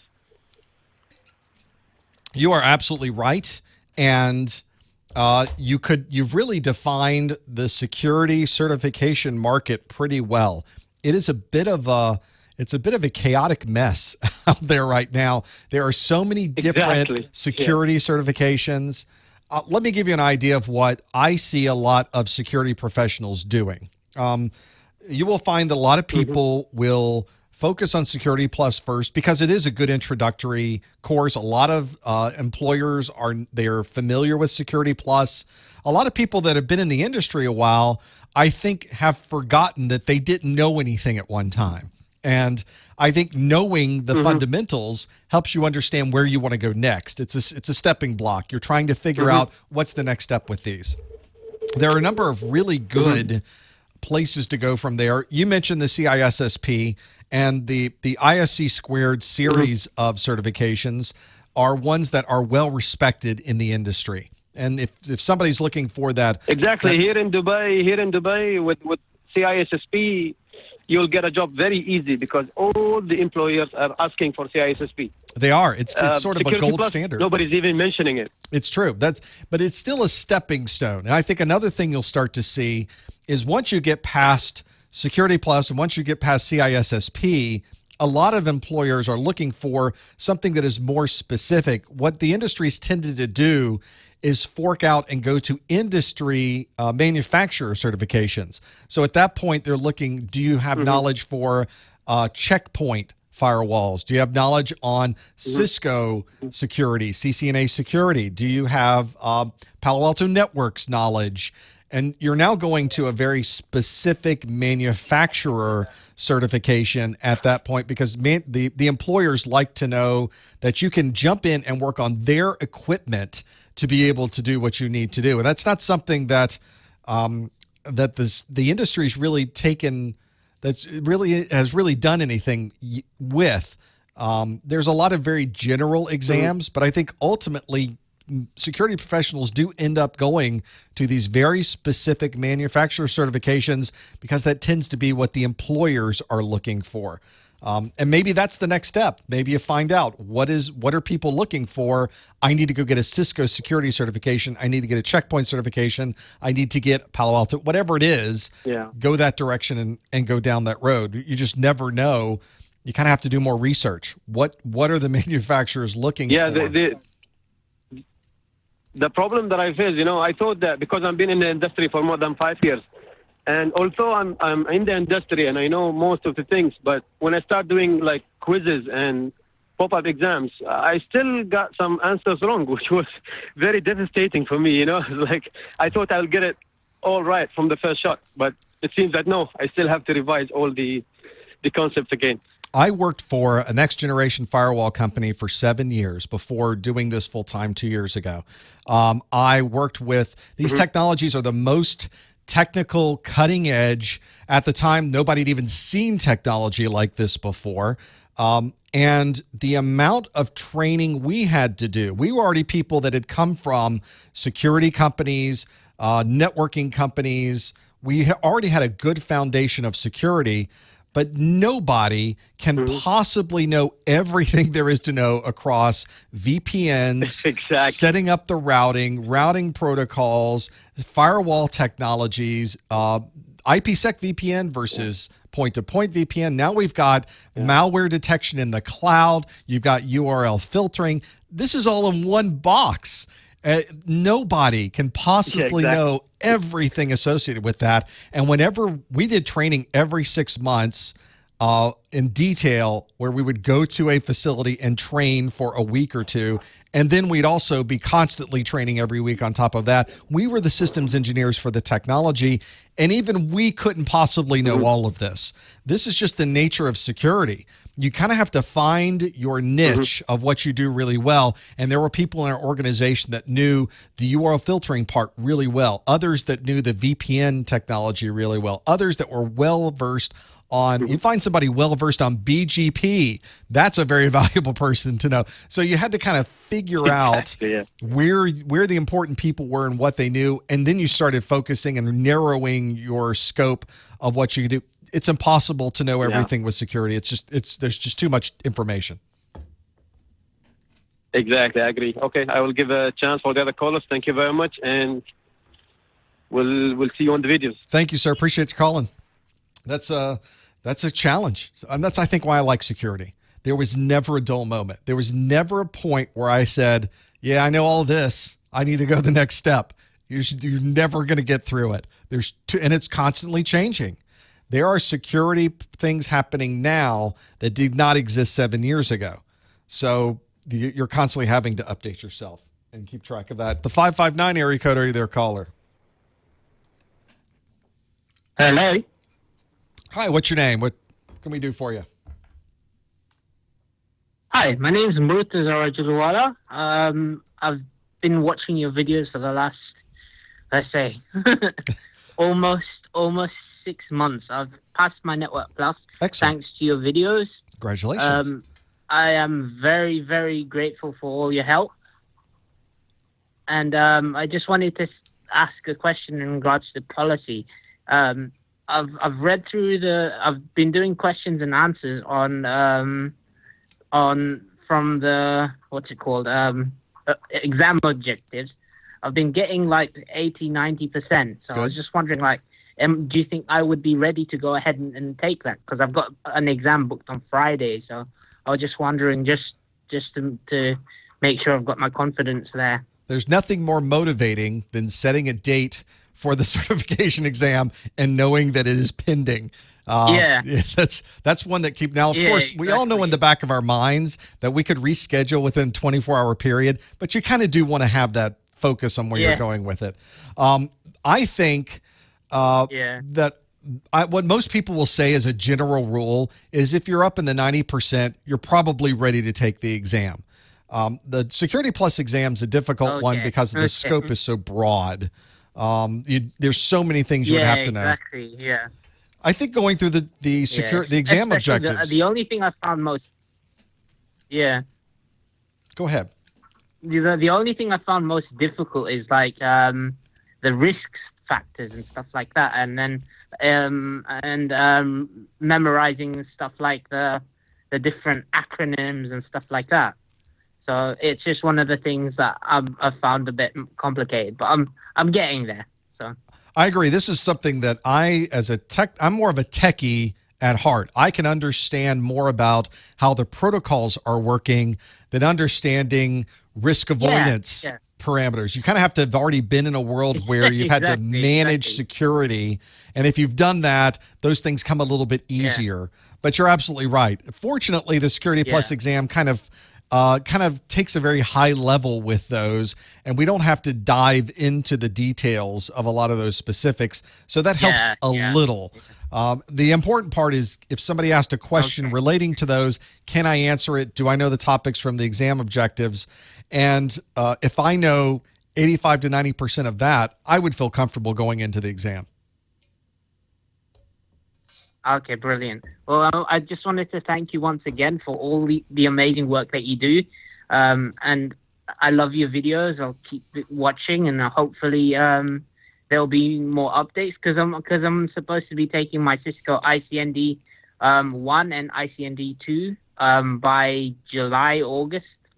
So hopefully I'll be watching the ICND 1 videos and getting that. I hope to have something out by then as well.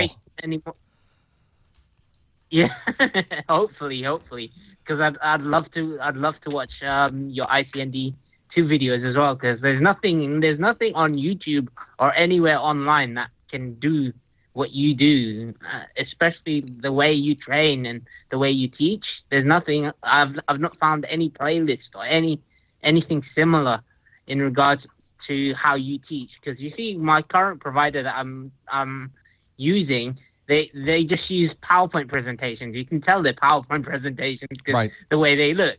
And there's a voice in the background, but there's no one actually. It's not engaging, if that makes sense. There needs to be a perspective.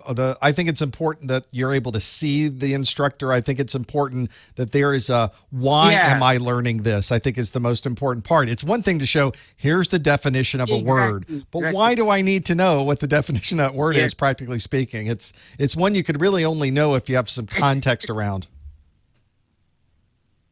Yeah. Well, I hope to have something there as well. I appreciate it. Okay, you have a great day now. Thank you very much for your help. Thank you, sir. Thank you as well. Thanks for calling. There's timing is everything. And I have, now that the course notes for ICND 1 are complete, I'm working on another little project for ICND 1 to get done, hopefully very quickly, relatively speaking. And then I hope to do some videos for ICND 1. So hopefully we will both see some activity that is in a video form here in the next few months. I would love, all of the video content's already written. I've already got labs done. I've already created every slide. I've got everything ready to go. I just need to record it. So I just need to sit down and record an entire video course. A little bit more challenge with that. The 228 area code, are you there, caller? What's your name? Hey, this is Red Wolf Rocks again. Welcome back. Awesome. Glad to hear the ICND thing. I'm going to take that test soon. Question. Yes, the question is... Yes. Hold on, it's in my head. The question is about... dang it. I just had it. I was waiting. It's something Linux questions. Okay. So I've been going on these practice tests, like Test Out, Measure Up, GCGA, and boom, Linux questions keep popping up, and I'm all freaking out and crying in the corner of my room, saying, oh crap, I have to learn this.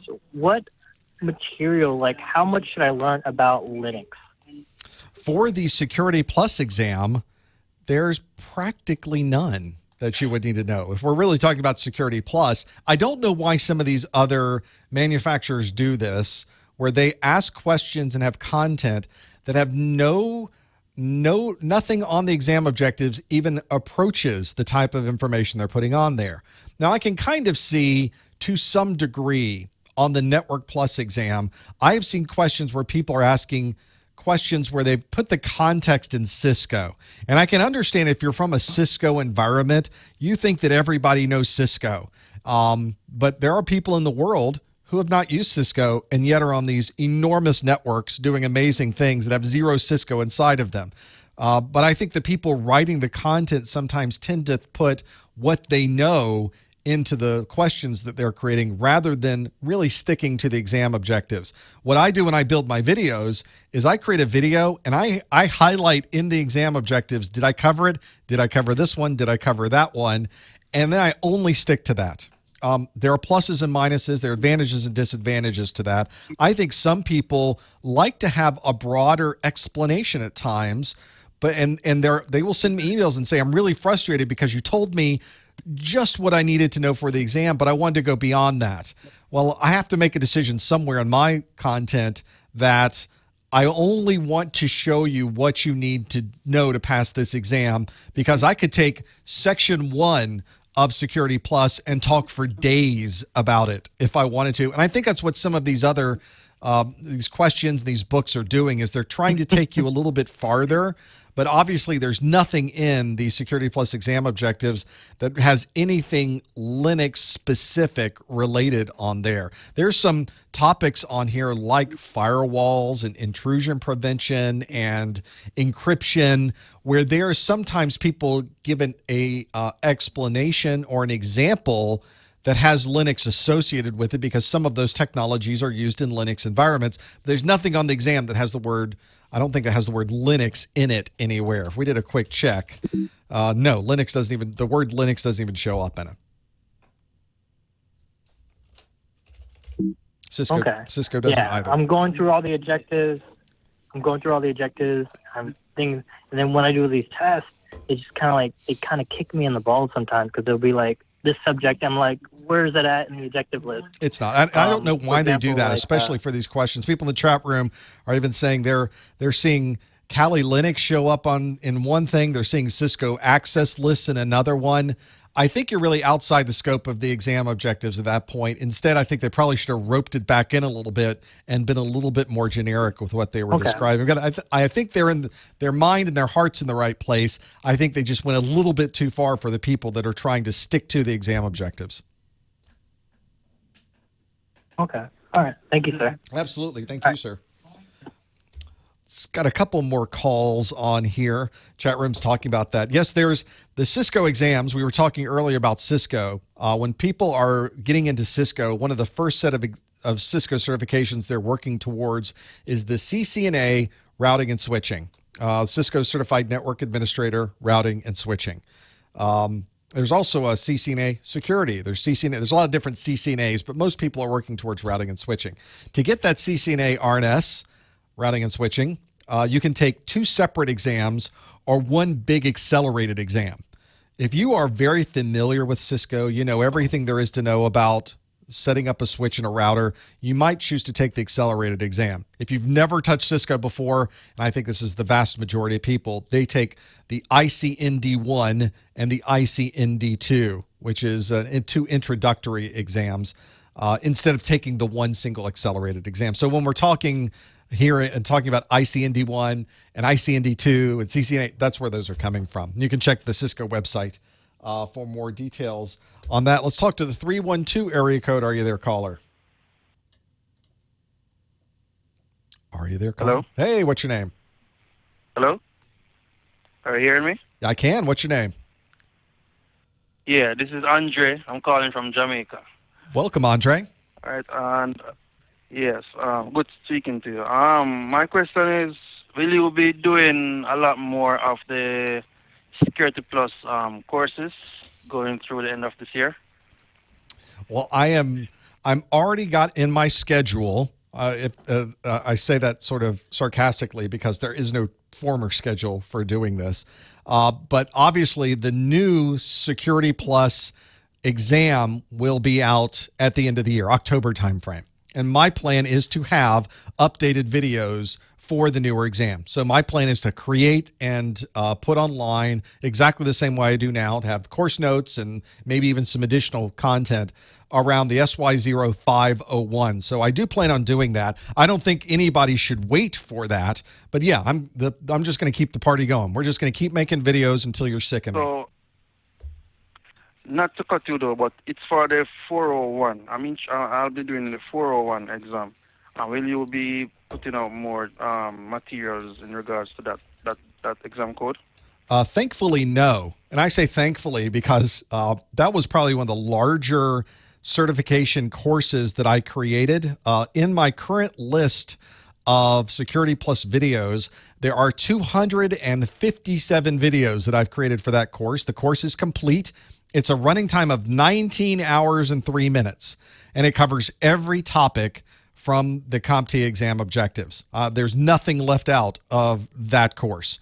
So if CompTIA was to change exam objectives, or if they were to add something to the exam, I would, of course, add something to my course as well. But as it sits now, my entire course that's on my website, all 257 videos are complete, and there's really nothing else I can think of adding to that. Although one of the things I like doing are these study groups. So if there is new content, you can think of this study group as new content for Security Plus. But I don't plan on making any additional SY0401 videos for that, because the entire library is complete and ready to watch right now online.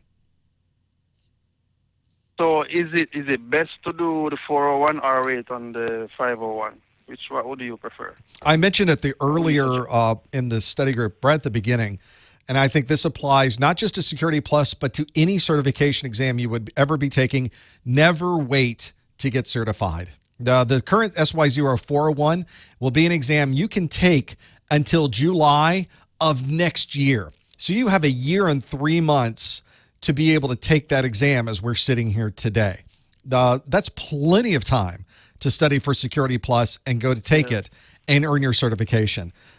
It doesn't make sense from practically any perspective to wait until the new version of the exam is out, because first, you don't gain anything by that. If you were to pass the newer exam, you get exactly the same certification as the exam you get right now. There's nothing new or different on the certification itself. It's the Security Plus. That's it. The only thing that changed is the exam you take. They just updated the questions. That's really the only difference in the process, is that they give you different questions to answer. So a lot of the study materials are available right now. Plenty of books are available for the 401. My course is available for the 401. There's tons of content out there. There is a wealth of material to help you pass that exam right now. If you waited until the 501 was released, you would not have anywhere near that amount of information to pull from. There would be fewer resources. There might be enough for you, but it's certainly doesn't compare at all to what's available right now at this point in time. So you have some advantages going for you now if you take the 401. You even have some advantages to take the 401 when the 501 comes out, while you're in that overlap period. Once we get closer to next summer of 2018, then we could start thinking about which one of these should we take. Should we transition over to the 501? But at that point, it should be relatively obvious to all of us that it's time to move. And if you call into and talk to me on the study group, I'll probably be telling you, don't do 401 anymore. Everybody should now be on the 501, because there's videos out, there's books out, and everything's available. So if you're starting to go with this, it's always a weird time in that transition. But my basic overall mantra to everyone is never wait to get certified. There's way too many advantages to having that certification, and really practically no downside at all. Okay. All right. Just one more question before you go. I was looking at the exam objective, and the acronym. It's like maybe 600 or a whole lot. It's enormous. Any suggestion of like what would be the main acronyms you need to memorize for the exam? Well, there's tons of acronyms in here. A lot of these acronyms are already covered as part of the videos and the books that you would already study from. So you should be able to see in here, there's DHCP. Okay, well, I already know DHCP. We talked about it in the video that dealt with DHCP. Elliptic curve cryptography. There's an entire video section on and exam objectives on elliptic curve cryptography. So a lot of what's in here, you're going to run into anyway. MS Chap, there's another one. We talked about that today. So a lot of these are just going to automatically, through the process of studying, you're going to run into these. CompTIA doesn't generally ask you a definition. They don't generally say, tell me what SSD stands for. They're usually just using it in part of a sort of like what I did today. Which of these examples would be the best? Which of these would be the best example for TOTP? Well, okay, I need to know what TOTP is, and then I need to know how it's implemented. That's what you commonly would see on the exam. They aren't just going to ask you the definition itself. but it's helpful to know these so that you can in your mind know what they're asking for. So make sure that you are familiar with these. Maybe it's flashcards. Maybe that's the way that works best for you.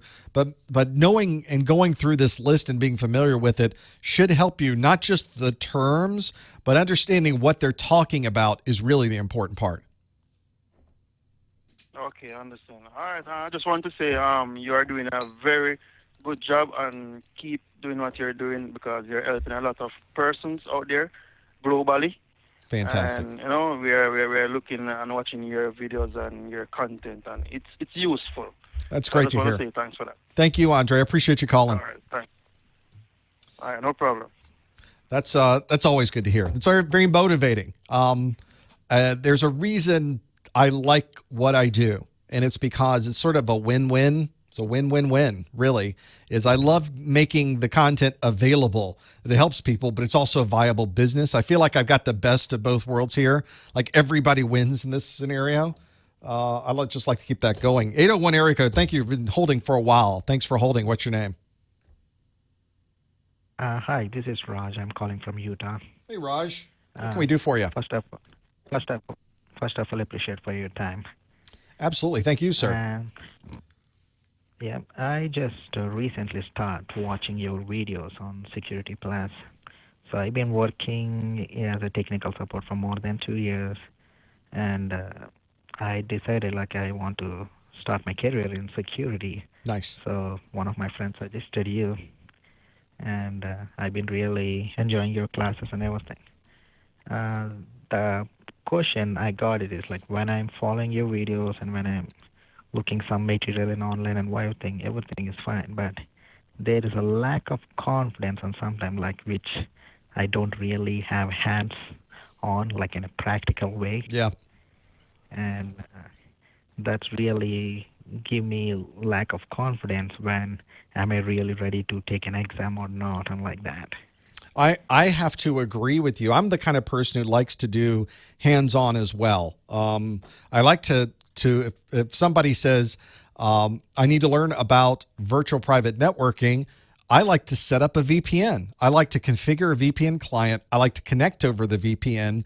I like to route traffic over the VPN. I like to view it. I like to see the protocol decode. I'm kind of a hands-on person. I sort of like a mechanic is on an engine. I like to be able to see the inner workings of whatever it is I'm trying to learn. If you try to go to my video and say, here's what a VPN does, and I describe it, and I think the description is accurate and valid, and here's what it does, but you still don't know because you've never done it before. I think hands-on is an incredibly important part of that. You're in tech support. Certainly, you have a lab set up, and when somebody calls in and says, I'm having a problem, you say, okay, tell me about your configuration. I'm going to set it up in the lab. I'm going to try to do exactly what you're doing so that I can monitor and see if I can recreate the problem that you're having and then ultimately solve it through our development team. That's a very common thing to do. You should do a similar thing for a number of these Security Plus objectives. I like the live labs from GTS Learning. They're a good way to do it, but you don't have to use those. There are a lot of free tools that are available out there. If you wanted to build your own IPS, you can go grab a copy of Snort. If you wanted to set up your own firewall, you can set up pfSense. These are free and open source utilities and programs that are even already in a VMware or virtual environment. You can just download the virtual environment, put it on your computer, turn it on, boom, you've got a firewall to play around with. So there are things you can do for yourself. It's a little bit harder to do it that way, but I think hard sometimes is good. You can learn a little more when you're getting into the details of that. Try to get as much hands-on as possible. Get a good book. A lot of people tell me, I only watch your videos. And I said, well, that's great, but books are really good. You should grab a book because they teach you in a different way. They explain things in a different way. They can put more information on a page than I can explain to you through speaking in the same amount of time. So use as many different resources as possible. Get some hands-on. I think you'll be in a good shape. Okay. All right, appreciate it. Like all others says, I'm really grateful, especially people like us having a limited budget but have a big dreams. You're really helpful. Take it a step at a time. That's how anybody in this industry does it. That's how I did it, and everybody coming up through the ranks. And the thing I like about IT is that you never know where it's going to take you, but it's really the sky is the limit. You've got anywhere you can go. You want to do databases, you want to travel the world and talk to people and do speeches, you want to be able to work in data centers, you want to talk to and visit different companies. There's jobs out there for everything. So good luck to you, sir, and good luck on the Security Plus exam. All right, thank you. Thanks, Raj. There's that's always fun too. There's always something. When I started in IT, me and Mrs. Professor Messer were talking about this yesterday. When I started in IT, YouTube did not exist. There was no idea. I didn't get into IT thinking what I'm going to do is I'm going to sit in front of a camera and I'm going to stream live to the world and I'm going to create these courses and we're just going to put them out on this YouTube thing and anybody in the world would be able to take a course for free. It didn't exist. It didn't even occur to me because the thing wasn't there. You just follow the path. It will get you to where you need to go. Let's go to the 240 area code. Are you there, caller? Yes. My name is Tina, calling from Maryland. Hi, Tina. What can we do for you? Yes, thank you so much, Professor, for what you have been doing for all of us. We are very grateful for your discipline and the way you handle each topic meticulously. Very welcome. Thank you. My major concern is with the cryptography. And I discovered that for digital signature and email encryption, the public key decrypts.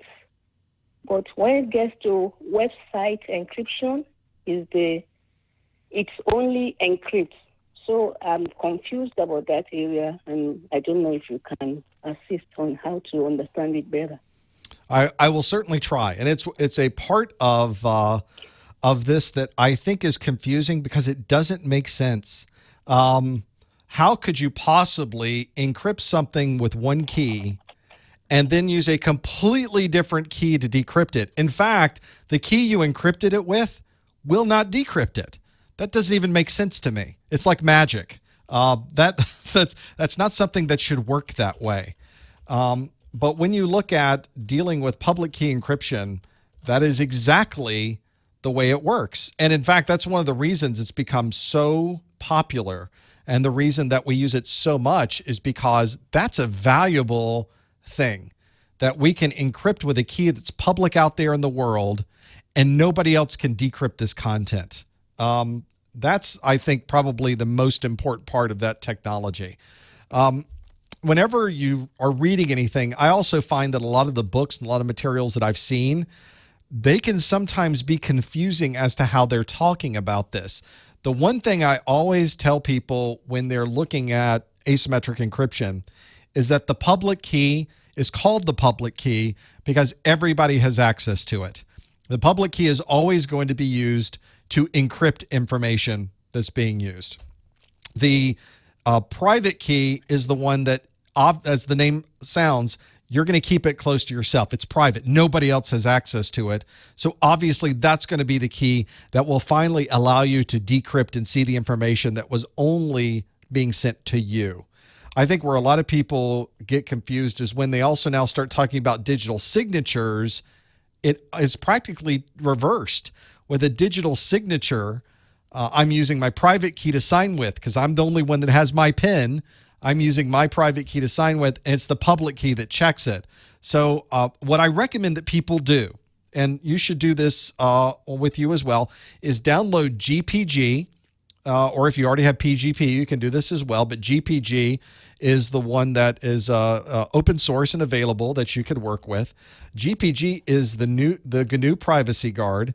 It's a great way to use public and private key encryption on your computer.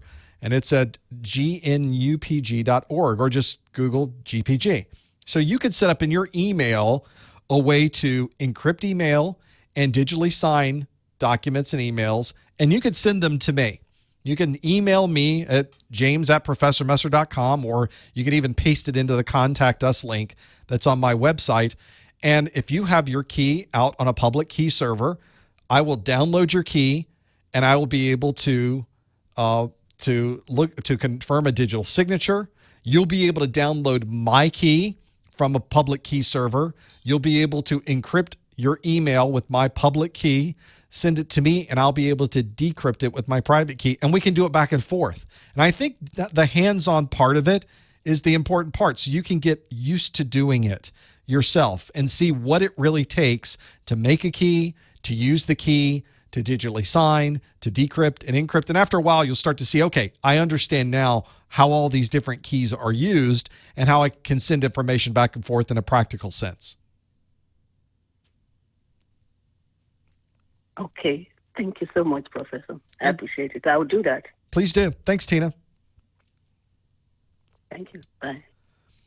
And I have people, they do this all the time. We go back and forth. We'll just send information back and forth and see, can we make it happen? Can we send the data back and forth? Sure we can. The 228 area code's been holding for a while. Are you there, caller? Hey, yes, it's me, Red Wolf. I thought I recognized that number. I want to jump on her piggy, on Tina's piggy Sure. again, to emphasize on that. Horrible with analogies. Because you guys were talking about symmetric, asymmetric, and then I guess that's dealing with PKI. When do we know when PKI is in effect? Is it just when we use both of those, symmetric and asymmetric, or when do we use it? The idea that the term PKI, public key infrastructure, is really more of a broad description of how you are implementing all of these encryption technologies in your organization. Sometimes people will refer to PKI as, if you're using public key and private key, that's PKI. And I guess at a very simplistic level, that's true. But you can think of a public key infrastructure as how you're handling that. And it's a very broad set of things that fall under that umbrella. If you're a private organization and you're doing any type of encryption, you will need your own certificate authorities internal to your organization. You might have multiple certificate authorities that are in a hierarchy. You might have certificate authorities that are across different regions of your organization because there may be different people in charge of this. You may need to have a set of public and private key pairs that are created for every person. Maybe it's for certain web servers. There's a whole lot of variables and things to manage that go under that umbrella. But it's not uncommon for people to set up a Microsoft certificate authority. They will start building keys in that certificate authority, and almost always it's a public-private key pair, and they'll assign that and provide those keys for a web server. Because that's where most people, I think, start, is they need an encryption key for their web server. But you also need encryption keys like that for encrypting and protecting hard drives. If you have laptops that are going out, almost everybody is doing hard drive encryption these days. It's using usually a built-in form of this with something like BitLocker on Windows, but that's also using these public-private key pairs, and you have to have some way to administer it, to manage it. What do you do if somebody loses a key? What do you do if you need access to that data and the person has left the organization?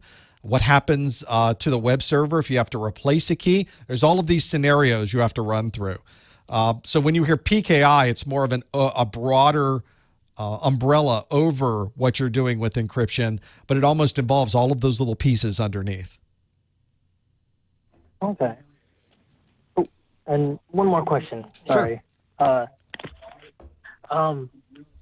So I'm reading Glennie Clark, and I'm reading TCP wrappers and application firewall, and it says like, oh, they're the same thing. They can use the same definition. I'm like, cool, that's awesome. Then I read Daryl Gibson, and it says it's not the same thing, and I start crying. And yeah, I'm calling their names out, but still, like, what is your synopsis on TCP wrappers versus application firewall? The term in application, well, really now the term is application aware firewall, is one that is a generation. In fact, it's a couple of generations beyond a TCP wrapper. In fact, we really don't see TCP wrappers being used in any practical sense. It's useful discussing and talking about what we've done with security through the years, but we no longer use TCP wrappers at any very particular use any longer. Almost everything, and I'm really talking the last 10 years or so, we have migrated completely to next generation firewalls, or what people call application aware firewalls, because those are much more secure than anything we've ever seen in the industry.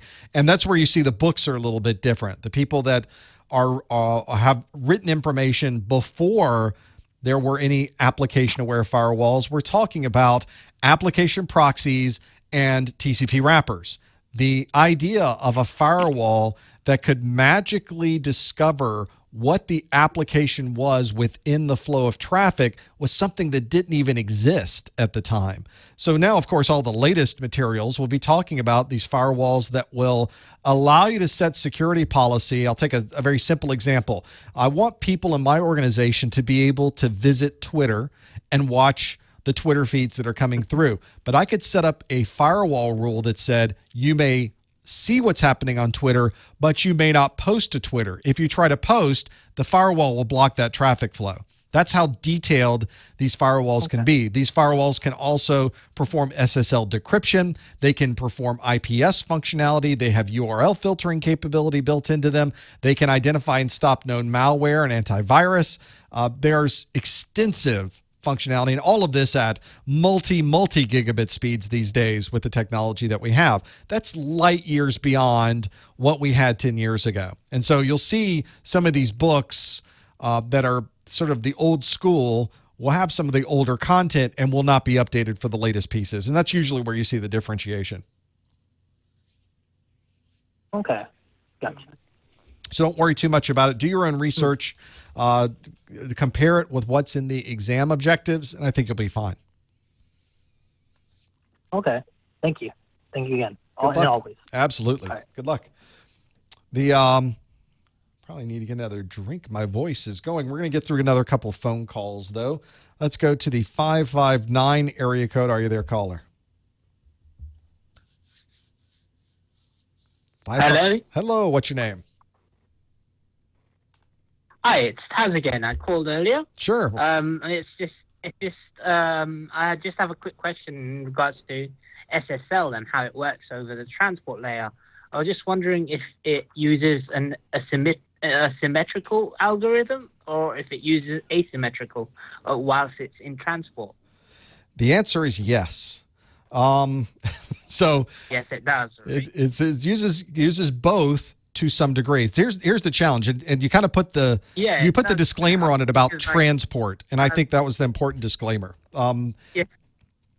The challenge with asymmetric encryption, when we talk about public key, private key encryption, is it's using these very, very large prime numbers. It is computationally, it uses a lot of CPU to be able to encrypt data. It uses a lot of CPU to be able to decrypt the data. So it's relatively speaking, it uses quite a bit of resources to make that process happen. Now, if you're just sending an email, that's okay. You're encrypting the email, you're using a lot of CPU right then, but then you send the email and you're done. But of course, when you're talking about network communication, you're talking about watching a video from YouTube, you're talking about transferring a huge amount of web data from one side to the other.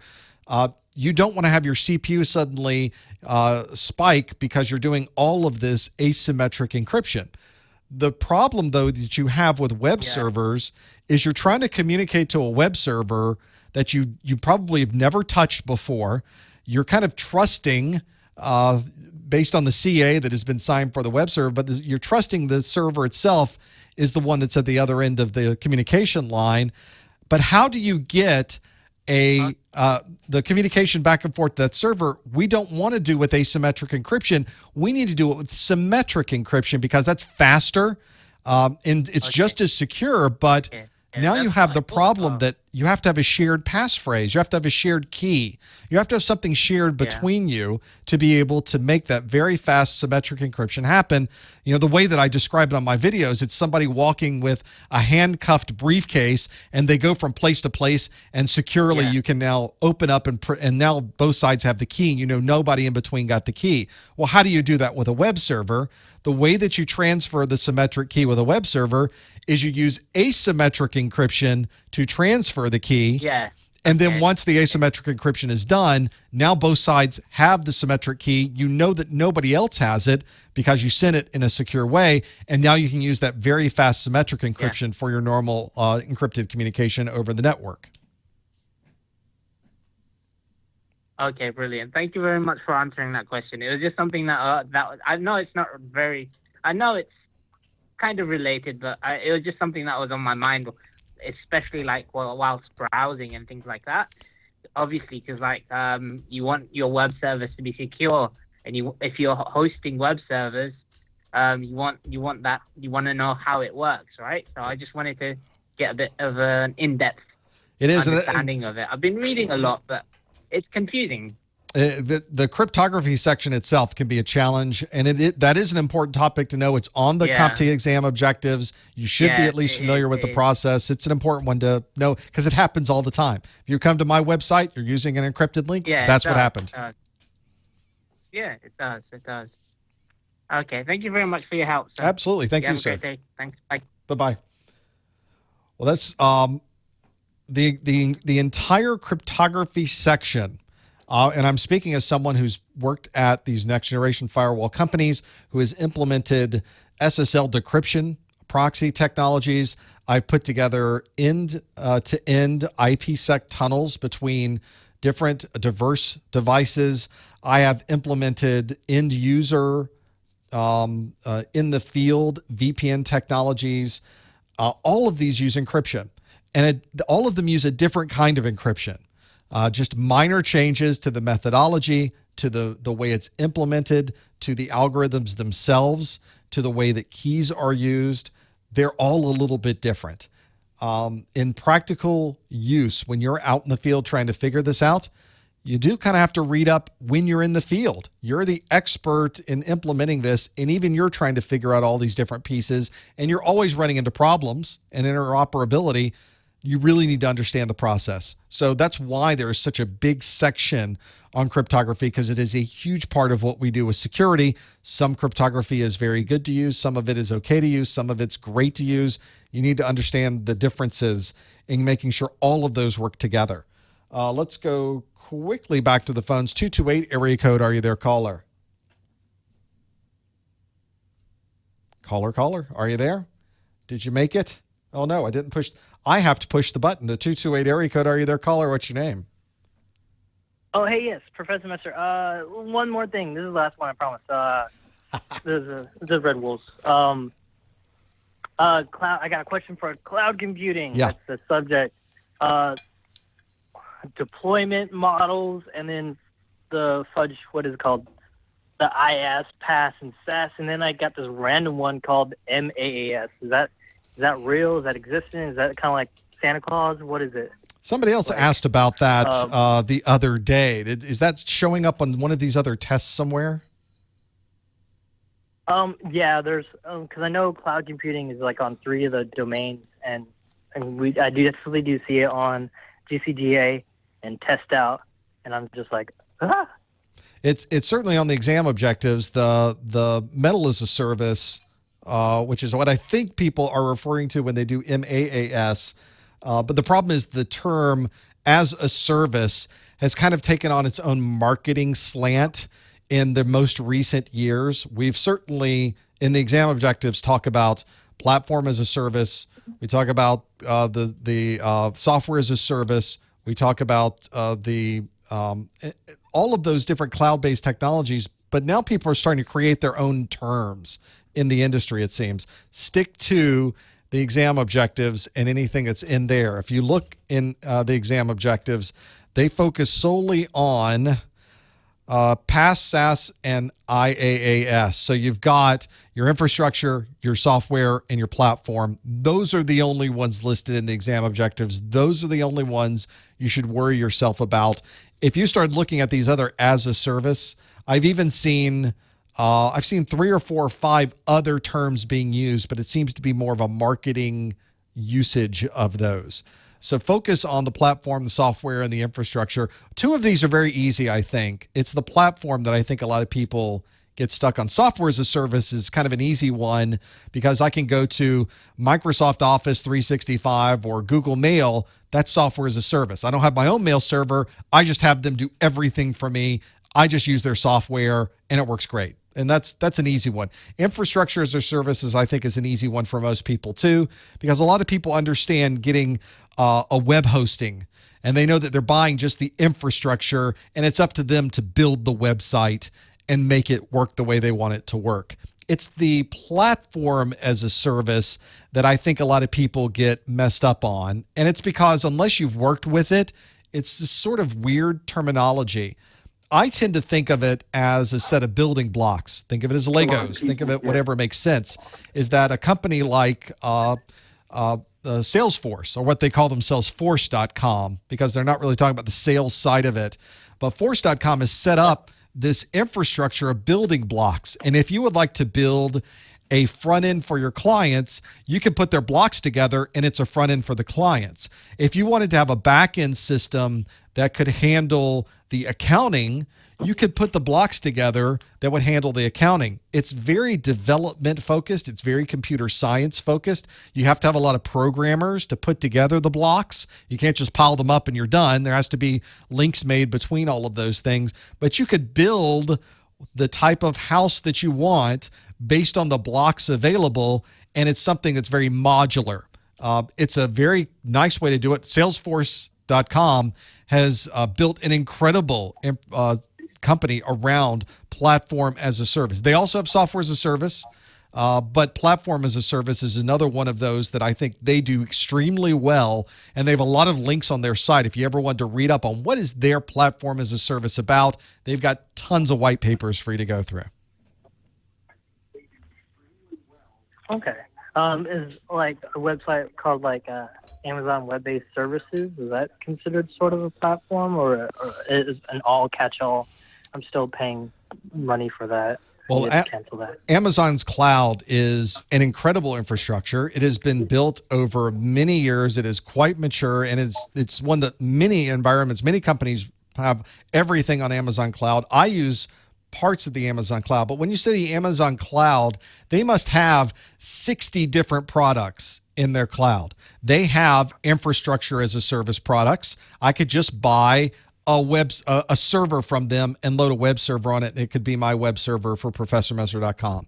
They have software as a service out on their cloud for other technologies. I use one that is a file sharing service that is software as a service, and it's one that if you were to buy my course notes, when you download the course notes, you're really downloading it from Amazon because they have points of presence all over the world. They have a very robust and available network, and I know that you'll always be able to download it if it's on Amazon's cloud. So I'm kind of using Amazon's software as a service to do that. The software service I'm using is a file transfer or a file distribution service. And they do have a platform as a service because they have these hooks you can build to build out your own network with your own components. You should go and look at Amazon's cloud offering. It might actually be confusing to see it, but you'll get a little bit more of a flavor of what they offer. They have a mixture of all of those across many different products, and a huge page of things will pop up. It's almost difficult to navigate the maze of what's there, but they have some very good introductory white papers there. If you stick to those, you'll be fine. Gotcha. And speaking of like going on the topic of cloud, like I understand the deployment models like public, private, community, that's all great. And then hybrid, I start crying again. I've done a lot of crying with this test, but hybrid, I'm just like, where would you use this? What is this? You don't see it very often, quite honestly. You'll find a lot of the descriptions of it are pretty vague, but you do run into environments where you have built out a private cloud. A lot of companies have their own private cloud within their organization. They could start rolling out new services and building new systems just by clicking a button, and suddenly they have new things happening all over the world. Sometimes they want to put pieces of that, though, and make it publicly available. So you'll start seeing some implementations of this that have a public side, they kind of have a private side, and then obviously you look at that as a whole, it's more of a hybrid system. But the term hybrid, just like some of these other things in the security industry, have taken on different meanings over the years too.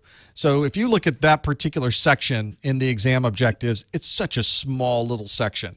Section 1.3, explain network design elements and components. It's cloud computing with those topics. You don't have to go deep on this. You have to understand the broad ideas behind it, what makes them different from each other, how companies are using them, and you're done. Don't worry too much about the details.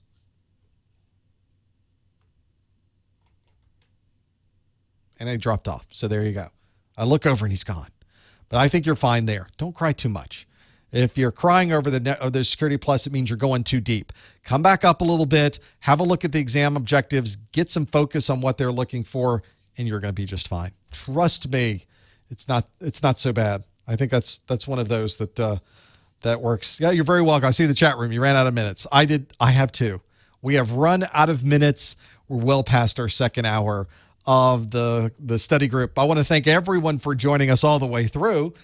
We had that great first hour of Q&A. Now we've got all the questions that have come through. You're also more than welcome to send questions throughout the month. Just hit the Contact Us link at the top or the bottom of the website.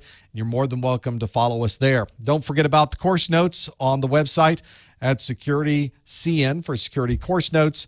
There is plenty more to see. And of course, we'll be doing another one of these study groups next month. Tune in for that. I've got a date I can tell you on that. On May the 17th is the next Security Plus. Of course, before then, we'll have some A Plus and some Network Plus as well. But it's one of those. We hope to see you also on the next one on May the 17th.